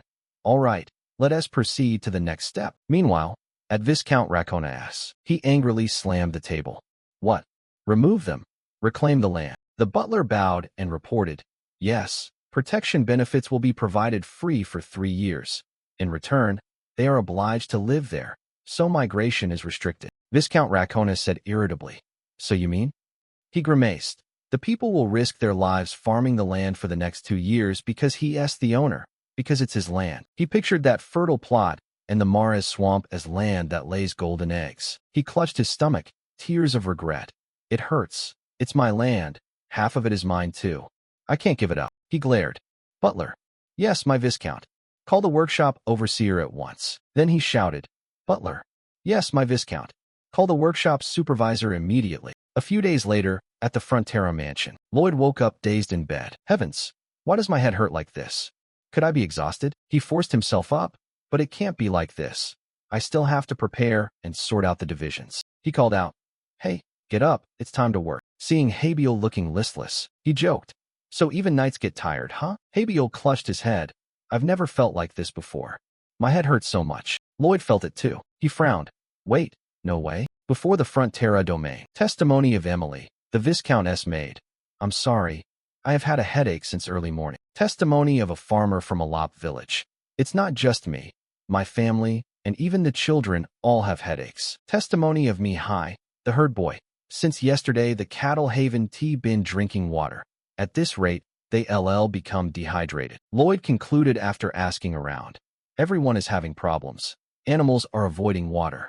Indeed, the cause appears to be the water. He recalled the novel. His greatest weapon in this world was information. But from the ant monster incident, he realized there were many things not included in the storyline. He thought of Marquis Racona's domain.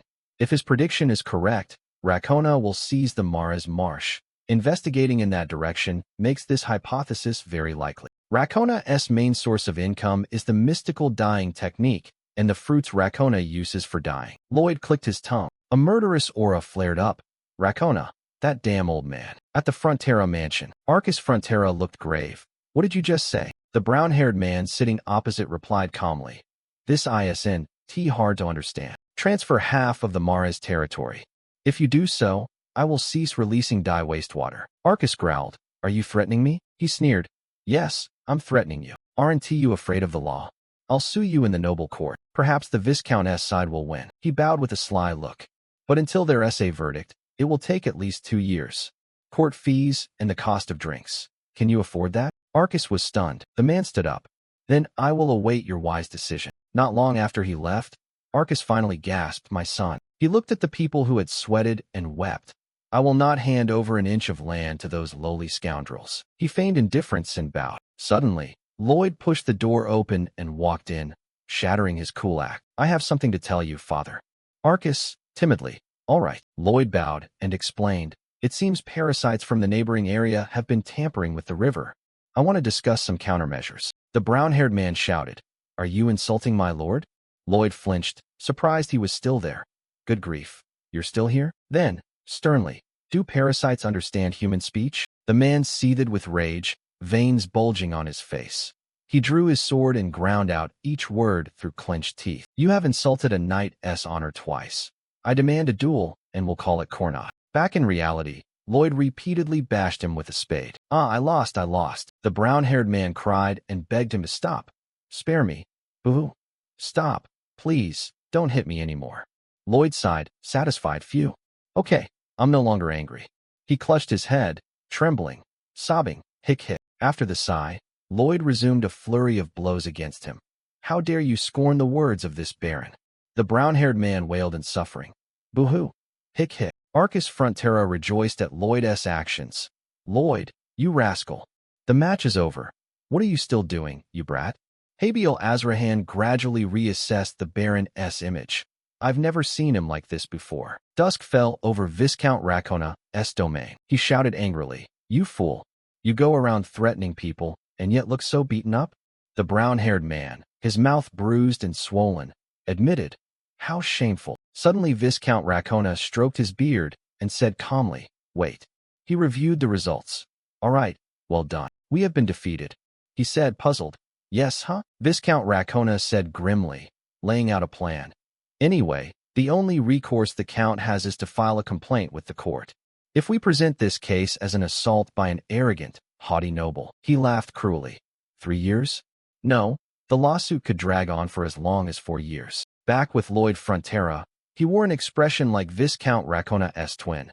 That foolish old man must be thinking that. Standing on the mansion's roof, Lloyd shouted, "But Baron Frontera isn't going to stand for being treated like that." He raised the shovel high, rallying those below.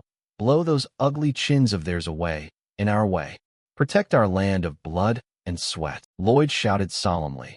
"Protect it from wicked greed."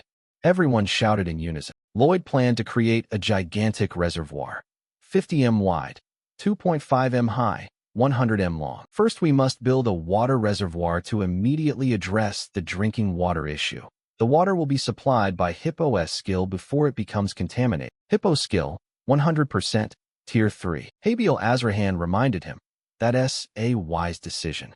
However, neither the young master nor Hippo will be able to rest even for a single day. Lloyd agreed. "Yes, this is only a temporary measure." He smiled and outlined the next plan.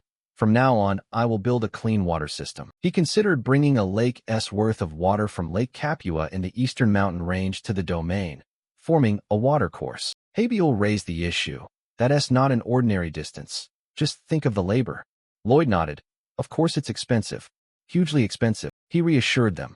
"But don't worry, your brother will receive a large sum from the construction." Lloyd walked off, mentally calculating 10 times. No, 100 times. Back to Viscount Racona. He bit his nails, feeling uneasy. A few months later, at the Viscount's domain, he fretted with 1,000 questions.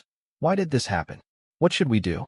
How are we going to deal with this now? The butler came in and reported, "Viscount, the eldest son of the Frontera family requests an audience."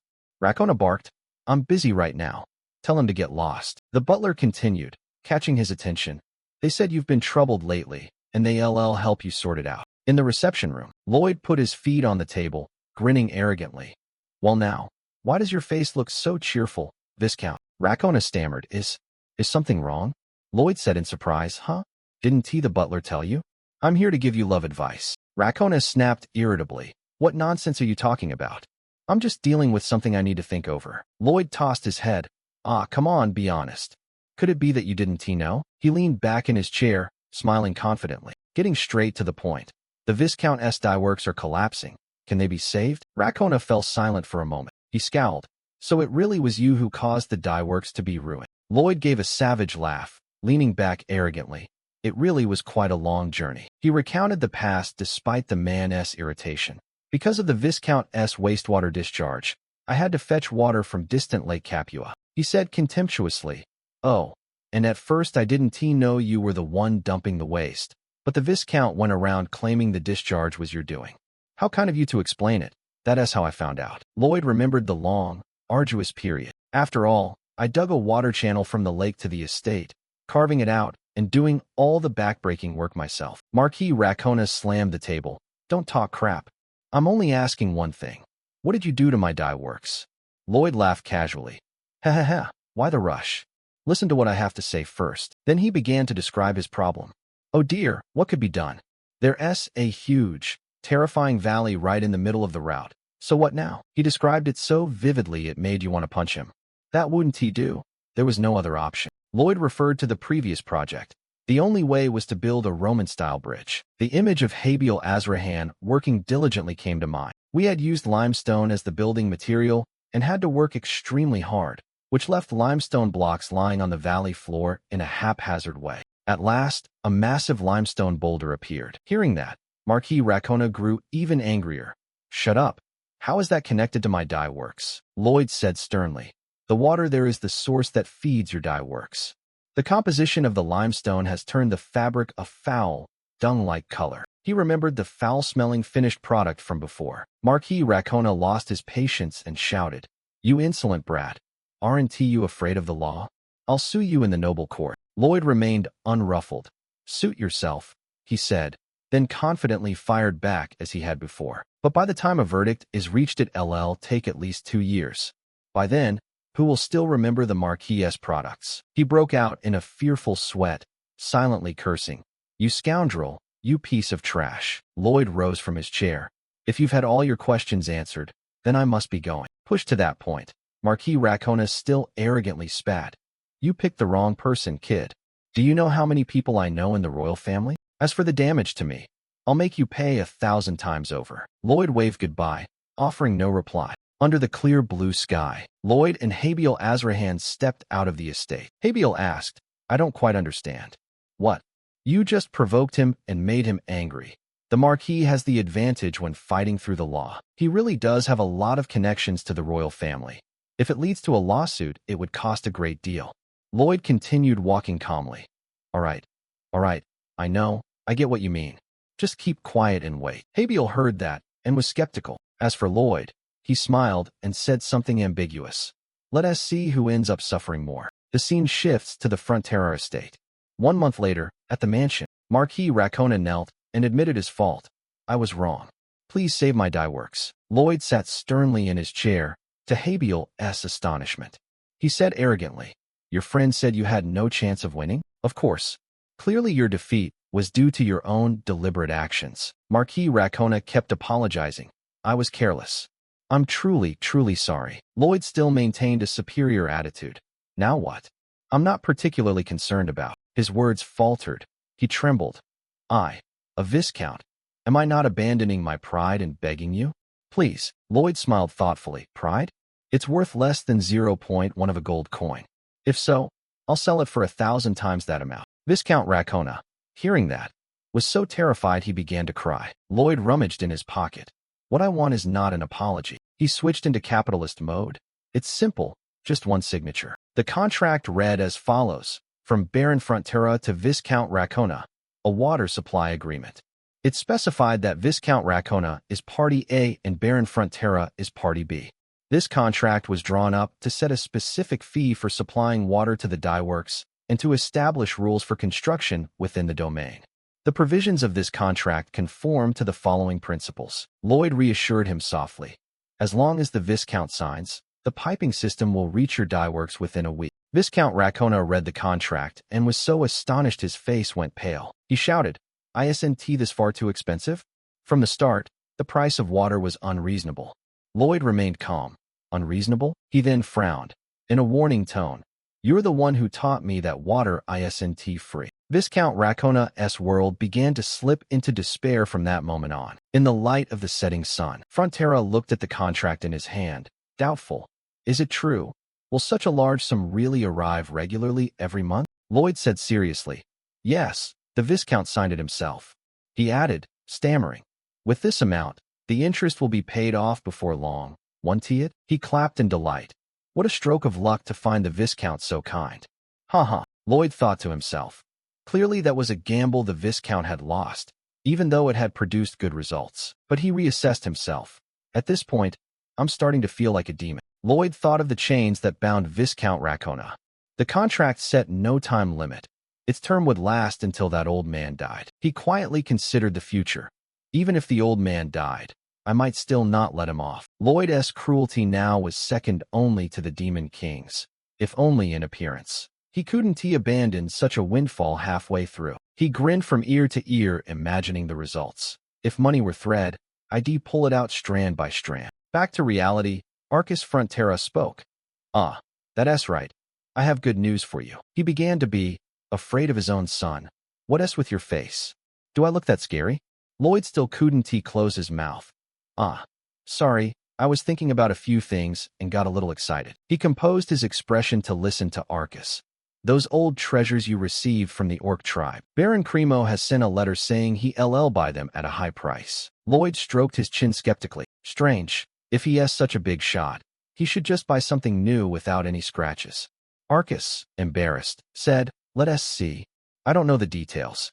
Someone suggested erecting a bronze statue. Scene shifts to Cremo, a coastal trading city. In front of a mansion, the Count of Cremo stood silently, looking out to sea. He suddenly noticed that the water far out was rising. The Count watched with a stern expression. The water kept rising. Then suddenly a giant monster surfaced, growling. Cold sweat broke out. It was the Gigantitan, a creature shaped like a lobster but corrupted. In front of the Frontera mansion, a voice rang out. 1 week after departure, this is the time to complete the construction of Rakona's territorial system. Habiel Azrahan, standing behind, reported, to reduce labor costs, he will be accompanied by about 10 people. Arcus Frontera, sitting and trimming the plants, said, I know. If that's Lloyd's idea. He fell silent for a moment. Seeing that, Habiel remained silent as well, then reassured him, please don't worry, I will always stay by the young master's side. Arcus said sternly, when the Marquis of Rakona came to threaten me to hand over half of the Mara's wasteland. If it had been before, I would have been afraid and given in. But seeing Lloyd and the people pour their efforts into it, I summoned all my courage. He scolded himself. A lord should not be indecisive. Habiel immediately objected. No, that's not the case, Viscount. You remember the moment he took you in from that remote place. He was warmer than anyone, always caring for others. Arcus smiled. Thank you for your words, but that's hardly enough to call me a good lord. He looked at the grass before him. A leader must have conviction and decisiveness, just like Lloyd now. Habiel fell silent. He thought about Lloyd's greedy expression. That man's convictions were only money, written all over his face. But is money necessarily bad? Oh no, I'm about to become an abnormal person like him. Arcus stood up. Habby, your duty is no longer to oversee Lloyd. I entrust you with protecting Lloyd, the heir to the domain. Habiel placed a hand over his chest. I accept the order. Clearly Lloyd is saving the domain like a miracle, but Habiel utterly dislikes that man. Flashback. When he was young, Arcus asked Habiel, what do you want to become in the future? I'll help as much as I can. His face reddened. He thought for a moment, then grew serious. I want to become a knight to protect the Baron. Arcus ruffled his hair and smiled encouragingly. You were the child who made it through the harsh winter alone. Therefore you'll become the strongest knight in the world. The Baron presented him with a wooden sword he had crafted himself. Then, young Lloyd brutally bullied Habiel. Haha, orphan knight. Dream on. He set the sword on the step and sneered. Be realistic. You're nothing but a dumb, factory-raised chicken. Then he kicked the wooden sword in half. Back in the present, Habiel took off his coat and entered the room. He suddenly glanced at a corner of the wall. There was the wooden sword broken in two. I simply cannot like that man. Lloyd smiled slyly. Welcome. Thank you for coming to the Frontera-style sleep service today. He sat on the bed, smug. Without me now, you wouldn't survive, would you? Oh my, you're addicted to me.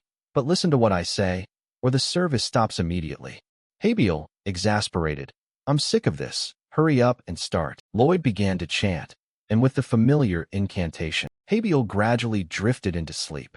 He should obviously hate that man. Keep going. In a haze, moments resurfaced. Lloyd's back in a basement filled with giant ants. Then the effort to convince the orc tribe. Then the times Lloyd buried himself in work like a completely different person. After finishing, Lloyd grinned with satisfaction. Okay. Habiel was now hugging a pillow, fast asleep. I really hate myself when I think he is a good person. Under the night sky above the Frontera mansion, Lloyd and Habiel Azrahan slept soundly in their room. Suddenly, a man in black shoved the door open and rushed in. A knight of Duke Rakona gritted his teeth and drew his sword. He growled, Lloyd Frontera, it's all your fault. Taking advantage of Lloyd still being asleep, he lunged forward and aimed the sword at his head. Die. The blade came down. Suddenly Habiel snapped awake, grabbed a weapon and rushed forward, and swung a horizontal slash to block the blow. The sword in the brown-haired man's hand split in two. Only then did Lloyd groggily open his eyes. He sat up, saw Habiel had subdued the attacker, and stared in bewilderment. Huh? The scene shifted to the unfinished pipeline project. Lloyd stood up high and shouted, what is the most important thing right now? Everyone answered in unison, safety is paramount. Habiel stepped forward to report, Master, we've uncovered the identity of last night's thief. Lloyd replied calmly, yes, well done. Habiel then explained the reason he attacked. Lloyd cut in. Because the construction costs and national taxes were too high, the Duke dismissed him. As for me, it's the same. He was earning a good salary and suddenly lost his job, so he targeted me for revenge. Such shallow thinking. Habiel was surprised. You mean you had already guessed that? Lloyd shook his head. Not that I foresaw everything, but that possibility made sense. Habiel softened. Anyway, it's good you weren't hurt. He thought to himself, I saw this coming. I should have prepared better. Seeing Habiel's odd expression, Lloyd immediately asked, what did you just say? Then he turned back, as if reading his mind. With you by my side, what more do I need to prepare? Hearing that, Habiel's eyes widened. Lloyd continued, sincerely, because you're here, I can comfortably do what I want. You are capable and dependable. A 5-year-old child whose relatives and the villagers were all killed in a monster attack. Did you ever think you could have made it through the winter if no one had helped? That's the kind of capability the knight standing beside me has. What could be more reliable? Habiel listened. The two fell silent and looked at each other. Lloyd blushed and muttered, how embarrassing. Said some sappy lines, and now I don't know what else to say. Habiel turned away and replied softly, yeah. As soon as he realized the other was a good person, he couldn't help but hate himself. Lloyd laughed, patting his shoulder. Good job. Our Habiel did very well. Ha. System pop-up. Habiel Azrahan has resolved his long-standing issue. Affection +15. Favorability toward you +6. Received 320 points for improving the relationship with the protagonist. Current points, 1,675. Lloyd looked at the structure ahead, confident. Tomorrow, once the pipeline is finished, we'll set off for Cremo and make a big haul. In the dense forest, the group walked along the dirt road. Habiel was annoyed because Lloyd was leaning back, half asleep, so he shrugged and pushed him away. Lloyd, irritated, you just hit me, didn't you? Habiel denied, no, but it clearly happened. Did you see me hit you? You didn't see it, did you? Lloyd gritted his teeth and glared. How do you expect to ride a horse with someone who keeps dozing off behind you? It's annoying to look at. Habiel mocked with praise. You're amazing at stuffing words together. Now you can even read other people's minds.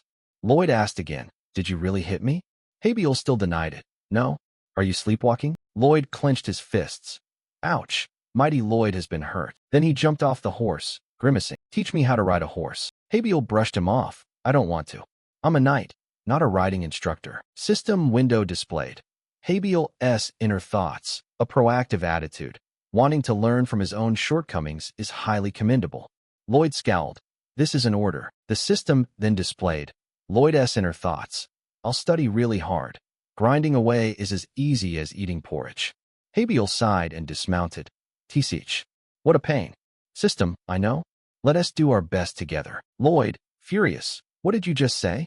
System, teasing thanks. Good brothers, continuing to poke. A brother as kind as an angel, both in face and in heart. Lloyd spun around angrily and shouted, hey, it's been way too damn noisy. All of you, get lost. Habiel Azrahan, puzzled. Why are you overreacting like that? Are you crazy? System, why are you overreacting like that? Are you crazy? A notification suddenly appeared before Lloyd Frontera. Rumors often travel faster than words. The system board referenced his ongoing project. Rumors about the construction of the continent's first clean water source are spreading rapidly. The builder's reputation was elevated. Your name will be recorded in the construction history of the kingdom and the continent. Bonus points +600, current points 2275. Lloyd read the line in astonishment, then thought to himself, so this is basically pure bonus? That means I could get a bigger project later, right? He smiled with satisfaction. Reputation is money. I'll soon have plenty to enjoy my old age.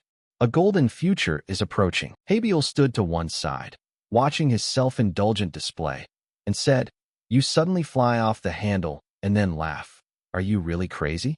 The system took the opportunity to tease. Yep, you're really crazy. Lloyd got angry again, inwardly annoyed. My image is completely ruined. Habiel began teaching him to ride a horse. The journey to Cremo was indeed not short. The closer they got, the nearer winter became. They didn't arrive in Cremo until almost winter. Count Cremo smiled and introduced himself. You've had a long, hard journey. I am Count Cremo, the lord of this city. The two bowed and greeted. Greetings to Count Cremo. I am a member of the Frontera family. He smiled appraisingly. Ho ho, you're completely different from what I imagined. I heard you were a very capable builder. I even expected you to be very tall, but with such noble bearing. Then he stepped up beside Habiel Azrahan, ignoring Lloyd. You have the air of nobility among nobles. If you claim to be royal, I believe you. Ho ho. The Count made a proposal to him. Have you found someone to marry yet? If not, why not try courting my daughter? Lloyd stood to the side, bewildered. Count. My lord, he snapped angrily. What? How insolent. What servant dares to interrupt a noble's conversation? Lloyd's eyes went wide. Lloyd's eyes went wide. The system console laughed mockingly. Ha ha, sire. Ha ha ha, servant. Huh? Servant face, in front of the manor. Count Cremo chuckled and admitted his mistake. Ha ha. I was gravely mistaken. He apologized sincerely. Lloyd lowered his head with a sullen expression, feigning calm. It's okay. I'm fine. The system joked again. The biggest mistake is your face. Ha ha. Lloyd cursed under his breath. That old man is unbearable. Should I actually give him a few punches? The Count jabbed at the sore spot again. But you're to blame too. Why were you born with a face and body like that? Lloyd cursed silently. Shut your damn mouth, old man. The lord of the trading city Cremo, Count Cremo, is also a fairly important character in Blood and the Steel Knight. Habiel was once wanted after beheading the usurers Meatloaf and Shiloh. He fled everywhere and was then captured by the Count, riding Cremo. But after only a few words, he had grasped Habiel's character and decided to actively support him as a patron. Back in the present, the Count got to the main point. The purchase of the gemstones is to adorn a bronze statue at sea. Lloyd wondered, a bronze statue at sea? He sighed and explained that Cremo's commercial activity is currently declining. The Count said, for several years now, Gigatitan began appearing on the shore in front of the port. Although there hasn't been direct damage yet, its mere existence is enough to instill fear. Lloyd thought, with so little information, there's no way to launch an underwater attack. The Navy here is of no use either. He recalled the novel's plot. Cremo gradually collapses. The Count falls into crisis. Habiel might say something, but Lloyd angrily remembered the open ending left for readers to guess. Then Habiel raised his sword resolutely and declared, sincerely, thank you to the readers who loved Blood and the Steel Knight. I will strive to improve further in the future. Hell if I know whether there will be a part 2, Lloyd grumbled. He seriously thought, the first time I set foot here, I assumed I had grasped the whole novel. However, the parts that weren't mentioned keep unfolding. Count Cremo continued, I have consulted many documents to drive it away and discovered one important thing. He recalled the legion that once drove off the monsters. The merfolk, formidable warriors who dominated the seas. They were a symbol of fear that haunted Gigatitan. The Count said seriously about the plan. So I thought of this. Just seeing the shape of a merfolk will frighten it. Count Cremo described the plan to be carried out. They needed to erect a statue of a merfolk in the sea. He suddenly shook his head. But I've already abandoned that plan. Lloyd puzzled, huh? The Count explained. If we have to fill in land to set up the statue, the water will be too shallow and ships will have difficulty getting in and out. Lloyd fell silent, lost in thought. Seeing that, the Count reassured him. Don't worry. Although I no longer need the pile of jewels, since I've promised, I'll still buy them. Lloyd bowed his head. No, I can't let you take the loss alone. He was bewildered. Huh? You mean you're not selling the treasure? Lloyd replied. I will sell it, if at all, only for a very high price. And I will erect a bronze statue for you at sea that won't affect the water level. He pictured the plan. Hexagonal columns and hollow barrels. Combining the two methods could make it feasible. He took a deep breath. He dove down from the wooden boat, using his measuring skills to survey the area around the seafloor. Fortunately, the seabed was almost flat. The abundant sediment made it moderately soft. Diving so long made him tremble. Is the soft layer deeper down? Even so, it's not very thick. Lloyd went pale and cried out. My face. He trembled and looked at Habiel Azrahan. What is that? Why do you look so pleased? Habiel said softly. Sorry, this is the first time I've felt happy seeing someone else's pain. Lloyd, his face pale and his pupils like pinpricks, handed over the diving goggles. Here, you measure it. Habiel pretended not to notice and climbed onto the boat. Anyway, is this contract okay? Lloyd snapped. Don't change the subject. Habiel said seriously. I've always thought so, but I still can't picture it. Are you planning to build a vertical column on the seabed? Lloyd wiped his head with a cloth and cut him off.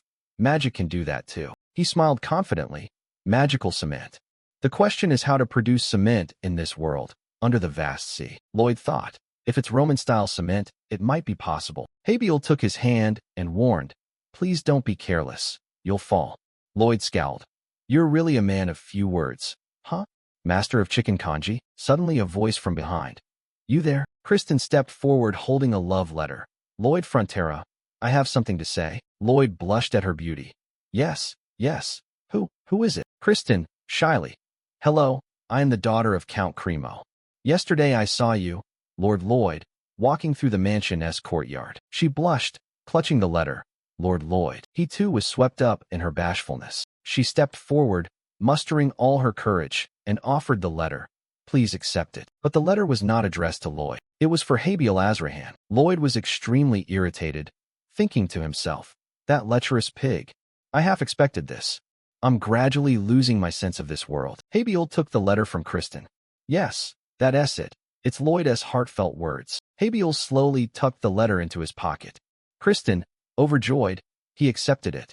I can't believe it. Habiel watched her as she walked away. Not noticing that Lloyd was watching him from behind with a look of hatred, he said calmly, let us go. Lloyd, annoyed, blocked him. Hold on, you bastard. He scolded. You're acting like it's no big deal. Don't you find it disgusting? Habiel, puzzled, asked, what are you talking about? Lloyd growled. When you received that love letter, you just accepted it? Habiel, even more confused. So? Is that a problem? What? What are you upset? Suddenly he realized. Lloyd didn't understand why Habiel was making that face. Suddenly Habiel covered his mouth, looking serious. Could it be? You've never received a love letter before? Lloyd bit his lip, staring at him with a bullet-like glare. Habiel glanced around awkwardly. How should I put it?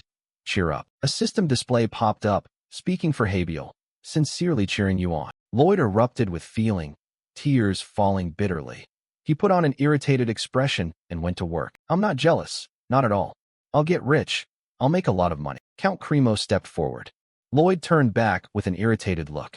The Count exclaimed in alarm, what is that face about? Lloyd composed himself, smiled brightly, and hurried over. Oh, sorry, Count. I didn't realize you were here. I was just concentrating on my work. Haha. The Count relaxed as well. Count Cremo was startled. Good heavens. I thought you were a murderer. Count Cremo was startled. Good heavens. I thought you were a murderer. He waved at the pile of goods behind him. I just mean that most of the materials you requested are easy to obtain. However, volcanic ash is different. Lloyd stroked his chin, considering. That was the primary ingredient in Roman cement. He recalled the Middle Ages. Roman cement had exceptional qualities. Buildings from that era lasted as late as 2005. Their durability was almost unrivaled. Count Cremo reassured him. It's not impossible, but you'll have to go to a place with a volcano, he said sternly. The journey would take as much as half a year. Far too long. Lloyd leaned forward reassuringly. Don't worry, Count. There will be another way. Plan B. Abandon Roman cement and take a detour with Portland cement. Lloyd sat at the table, thinking, Portland cement, the beginning of modern cement. I only know roughly how it's made, but I'm missing the details. He looked at the test plan sheet. If you don't know what to do, just try it first. I'll try everything. Down at the workshop in the trading city of Cremo, a crumbling lump of rock sat on the table. Good heavens. Lloyd frowned at the result, crossing out the test brick. Sample number 129, failure. I thought it was nearly there, if mixed in the correct proportions. He weakly worked out the next steps. ISNT the drying process the issue? Add 4 more trials. Apply another 12-fold factor here. 48 times. The 3 little pets looked up anxiously. Belle, Hippo, and Padong mourned. Padong. Padong. They jumped onto his shoulders, pulling at him. Padong. Padong. I'm very busy. I can't go for a walk. All 3 hopped together, insisting on going. No. I'm very busy. They swayed so much that Lloyd's head began to bob like a hip-hop beat. He shouted angrily. Damn it.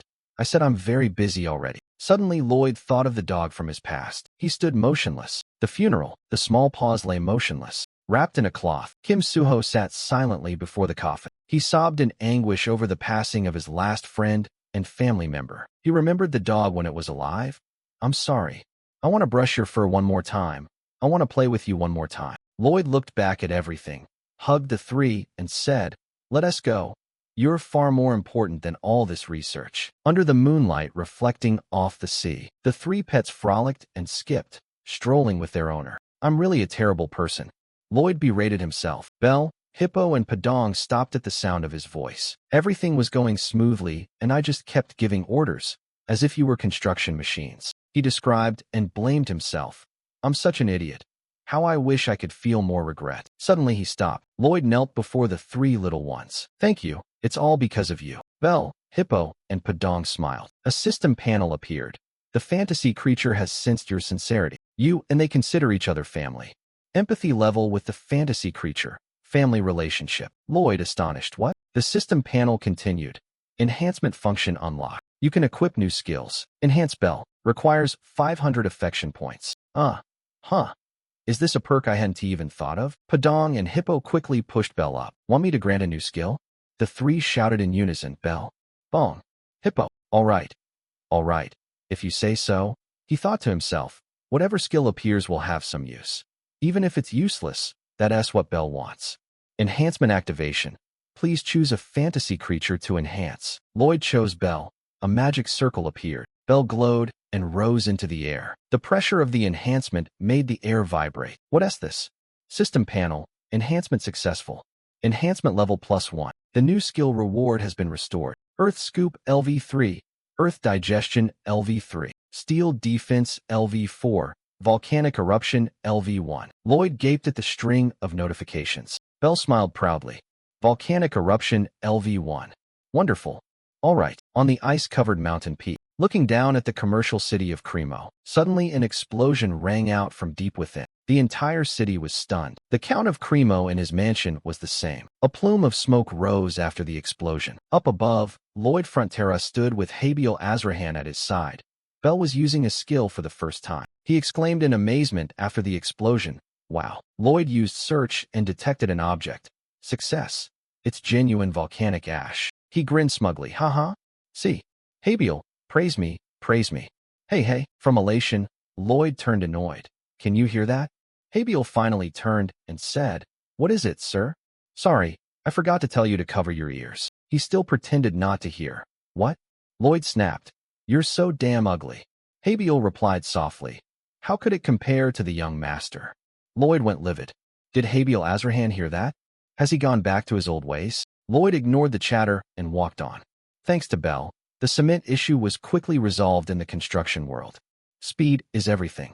Let us get started. Everyone immediately set the plan in motion at the harbor. First step, craft and outfit Belle with a giant diaper to filter volcanic ash. The townspeople gathered around to stare at a 5-layer rope attached to the end of the diaper to filter the ash. Belle's whole body trembled as he prepared to use his skill. Lloyd covered his ears. Do it, Belle. Belle's volcanic eruption skill activated, causing the diaper to billow up. He shouted again. Once more, do it, Belle. The entire city was stunned by Belle's capability. Count Cremo was no exception. He inwardly thought it exceeded normal construction standards. From unfamiliar skills to even a summoning ability. He wanted to see how the boy would handle it. Lloyd gave a like after Belle finished. The Count watched the gesture, quietly assessing it and deciding to report the details to the king. If he truly had the talent everyone rumored about, keeping him in the countryside would be a waste. The people began preparing the next step. After obtaining the cement material, step 2. Create a caisson to pour the cement. They secured the caisson and lowered it into the sea. The water inside the caisson was moved by a single gulp from Hippo. Step 3. Habiel Azrahan charged into the caisson wielding an iron hammer. He slammed it hard into the pre-placed wooden beam. He lowered the friction pipes down to the seabed inside the caisson. When he was done, he turned and asked when they would move on to the next pile. Lloyd said calmly, Wait a moment. It's very difficult to do. He pursed his lips and looked at Habiel. Seeing that face, he wondered, what with that expression? Lloyd shrugged and explained. No, actually I wanted to hear you say, I am a knight. Why must I? The two of them fell silent and stared at each other for quite a long time. Then Habiel tossed down his hammer, sulking. I'm a knight. Why should I be driving piles? Lloyd interjected. Hey, you're my escort knight, after all. Habiel Azrahan, if you don't drive them, I won't be able to earn any money. Then I can't pay off the land debts. If I get anxious, the Baron will be upset. Oh, if you collapse, the Baroness will fall ill too, won't she? Sir Knight, please protect our family. Sir Knight, please, I'm begging you. Habiel, still irritated, continued the work. They successfully formed the undersea framework. After finishing the routine work, Habiel fashioned reinforcing beams as the steel below grown. Finally, They poured in the prepared cement. Afterwards, the caisson would be removed once the cement had set. Everyone standing on the ship's deck looked at the result. The artificial seabed was complete. Lloyd said, "It's 50 centimeters above the water at high tide. If we place a mermaid statue there, it will sit above the surface." Count Cremo said softly, yes. He fretted, "Honestly, I still can't believe that foundation will support the weight of the statue. If it succeeds." He turned and smiled. "I want to be disappointed by the construction costs." Lloyd bowed solemnly. To the sound of the waves offshore, the ships had set the statue in place. The mermaid statue was successfully moved onto the artificial seabed. People were buzzing aboard the ship. A banquet was underway. Lloyd walked through the crowd. He turned to Habilel. "Do you often wear clothes like this?" Habilel replied calmly, "You say it as if it's the first time. I'm pretty sure you've worn them at a few events already." Lloyd looked away, vaguely. No, it's been a long time. It's a sensitive subject." Count Cremo stepped forward and loudly said, "Everyone, attention over here." He announced. This young man played a major role in constructing the mermaid statue. The crowd buzzed. "Oh, that one? You did a great job." Everyone surged toward Habilel, leaving Lloyd behind like an extra. "You're truly admirable. Your looks and craftsmanship are outstanding. Give me a handshake." Lloyd thought to himself as someone who let go of ordinary ambition. "I'm smart. Of course I knew people would go over there. I'm not jealous. I'd rather have money in hand than empty praise." But then he grew annoyed when he looked at Habilel's face. That expression is really irritating. "Go play somewhere else. Don't look at me. You show no sympathy at all." Count Cremo laughed. "Haha, it's all because of your face." Lloyd muttered angrily to himself. "This guy is really annoying." He announced again in a stern voice, "Everyone, he's the one who created the artificial seabed." The crowd was puzzled. I thought he was a servant." Amid the lively banquet on the ship, out at sea in the distance, a monstrous silhouette gradually appeared on the surface of the water. It slowly rose, creating a swell of water. The gigantic monster appeared, staring fixedly at the mermaid statue ahead. Mermaid? Its eyes burned bright, their sworn enemy. It circled the statue, then gradually submerged into the ocean, deeper and deeper, before suddenly darting forward. He was alone. The gigantic form raced faster and faster, driven by a murderous hatred to kill him, straight toward the lit yachts. Lloyd still stood among the chattering crowd, unaware of the danger. Habil Azrahan was the same, except he was inadvertently surrounded by the adoring stares of the girls. The gigantic closed in at terrifying speed. On the boats, the banquet remained lively. People chatted happily. Sitting in the corner of the boat, Habil raised his glass. Then his hand suddenly froze. He sensed something unusual offshore. He looked out. The sea surface was flat and still, not a ripple in sight. Lloyd stepped forward. "What are you doing? Sitting there like a statue." "Not that I meant you're as pretty as a statue." "Hey, don't pretend to be deaf." Habil ignored him and simply said, "Something is coming." Lloyd froze. "What is coming?" "Not sure, but it's coming very fast." "Size?" "About twice the size of this ship. Slightly bigger than a full-grown hippo." Lloyd flinched.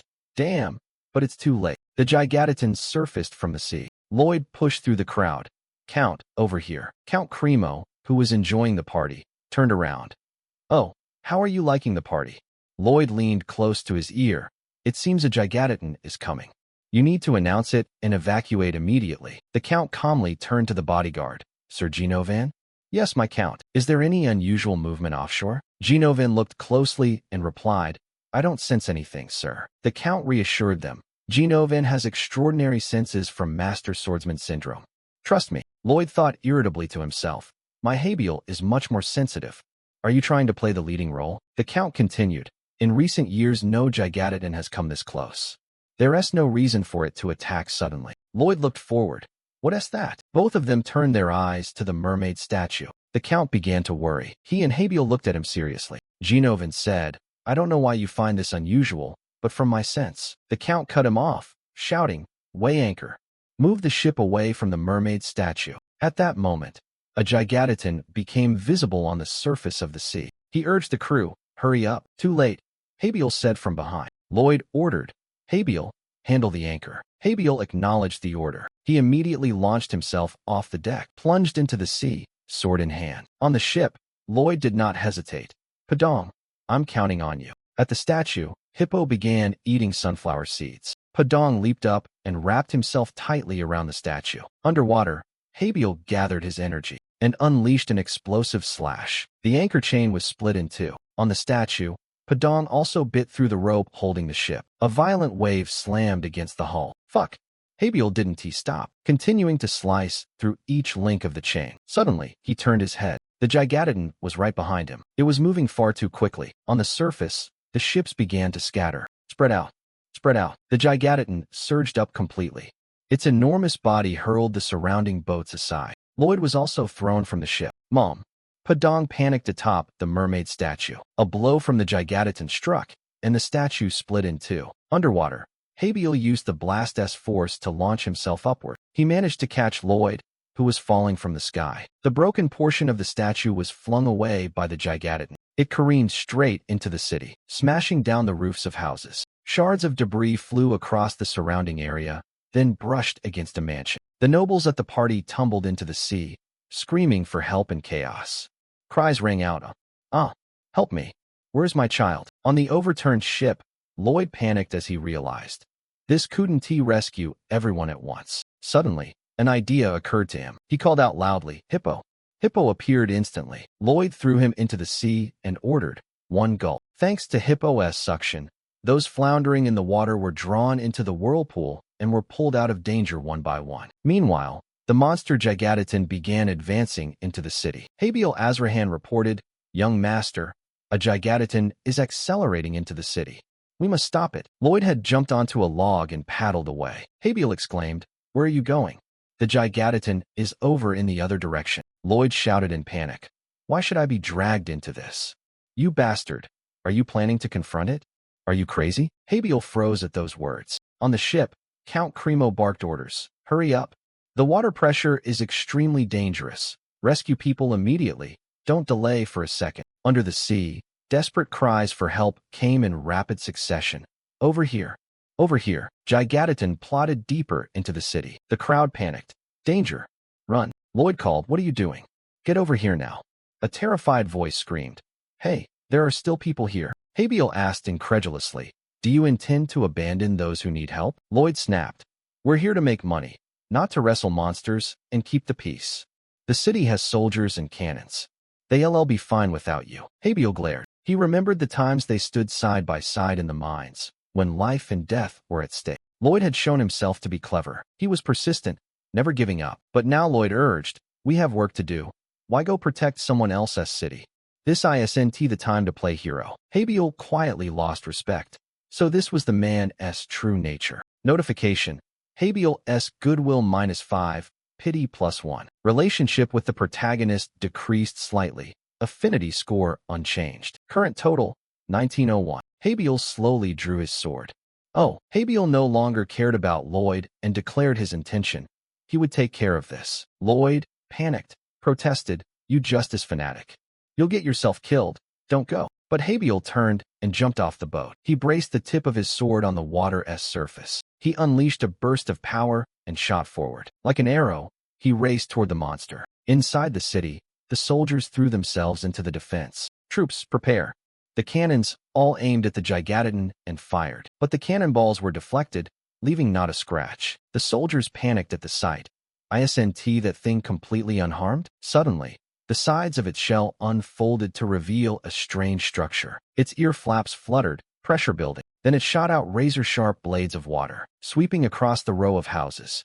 2 buildings and their soldiers were flung into the air. Gigadidon's eyes blazed with murderous intent. It stared deep into the inner city, where the mermaid statue lay shattered, and it roared. Mermaid kill. The people scattered in panic. A man stumbled and fell.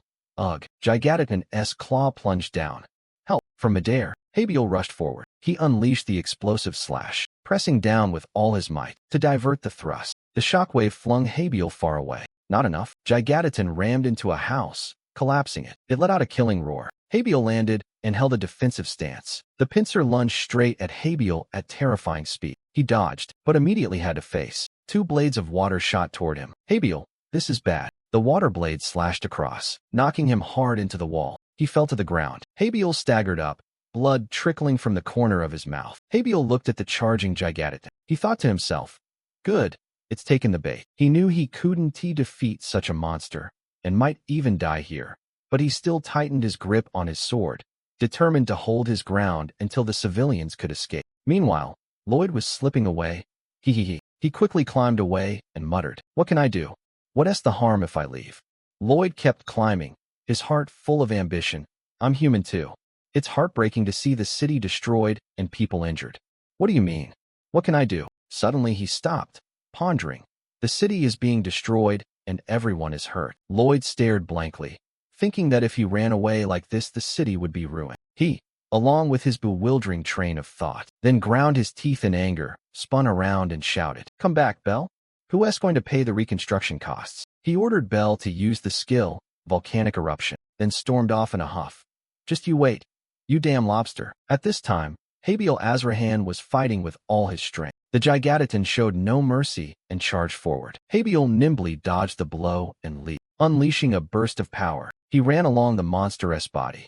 Like any living creature, its weak point was the eye. Habil slashed straight at the eye, but it was as hard as steel, causing his blade to skid off. The Gigantitan's tendril lashed out, whipping toward Habil. Hippo suddenly appeared. One hit Hippo. It rammed straight into the monster's head, then was flung far away. Hippo gave it everything. The water in its belly erupted, spraying everything soaking wet, and doused Lloyd Frontera's head with it. A murderous intent flared like a villain. "My money, don't you dare touch it." Lloyd stood on the roof observing, while Habil seized the opportunity, leaping up to strike. He again unleashed a burst of power, chopping straight down onto Gigantitan's head, but still bounced off. "Damn, it's still not working?" The monster quickly got to its feet. "I can't find a weak spot.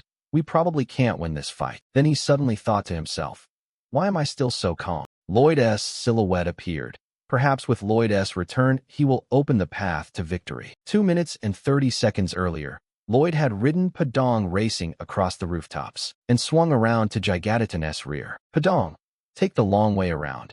Don't get too close so it won't notice us." Sitting on Padong's back, he calculated that he had to find its weak point. When he saw Habil unleash a barrage of attacks, and the creature's hide still remained unfazed, Lloyd was stunned. What is it made of? How can it be so strong? Then an idea flashed. Wait, what is it made of? He activated measurement, focusing on Gigantitan's head. Full body data appeared. Lloyd rejoiced. So it is possible to measure living creatures. A stream of data flowed in. The horn is 1 meter thick, with a 3-layered honeycomb structure stacked together, tightly bonded like bulletproof armor. Just then, Habil charged up again, unleashing a powerful strike on the top of the monster's head. Lloyd received more data. The damage from Habil's blow was being funneled and then dispersed through the horn. That horn absorbs energy and releases it. Cut the horn first. He switched to simulation mode, scanning down to Gigantitan's stomach, where it stores water, to see if it could be destroyed. The simulation through its body showed that it might be possible to take down this damned monster. Right now, Habil shouted, "Young master, what should I do?" Lloyd placed a finger on his forehead. Lloyd placed a finger against his forehead and, with 2 fingers lowered, signaled, "Cut it off." Habil frowned and asked, "Have you lost your mind?" Lloyd snapped, "The horn. Cut the horn first, damn it." One of the Gigantitan's pincers lunged forward. Habil sprang up. He executed a series of aerial maneuvers,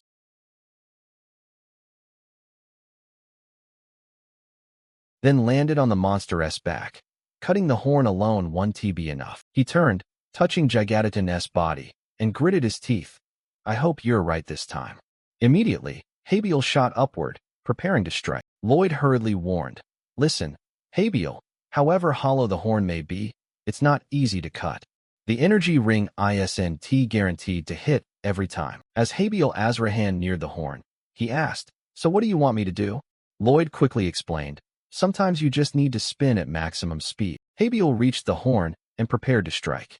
"Very helpful," he muttered. He immediately slashed downward, but it's easier said than done. Along with intertwining streams of energy, Habil summoned all his strength, channeling energy into the sword. Lloyd said, pleased, "All right, magic chainsaw. That was just my theory, but it seems to work." "Habil, it should be easy for you now." Habil poured all his energy into the strike, and the Gigantitan screamed in pain. It immediately swung its pincer at Habil, and Lloyd didn't wait, shouting, "Padong." Padong leaped up to block the Gigantitan's attack. Habil had also managed to saw through the horn. Half the horn came off, and both it and he fell. The Gigatoton thrashed. Its horn broke free and plunged straight down into the city. Lloyd shouted, "Habiel, get to the center where its two middle legs meet. Move toward the tail, to the corner by its head." Habiel quickly followed the order. "If you slash in that direction." He stopped when he reached the exact position he had been directed to. Then he shouted, "Maybe I'll get more money." Habiel took a stance, preparing to strike. Then the Gigatoton suddenly slammed its entire body down. He froze in astonishment. With a thud, its whole body came down, face first onto the ground. Habiel didn't come out. Only his sword was seen flying out. Lloyd went pale. "Habiel,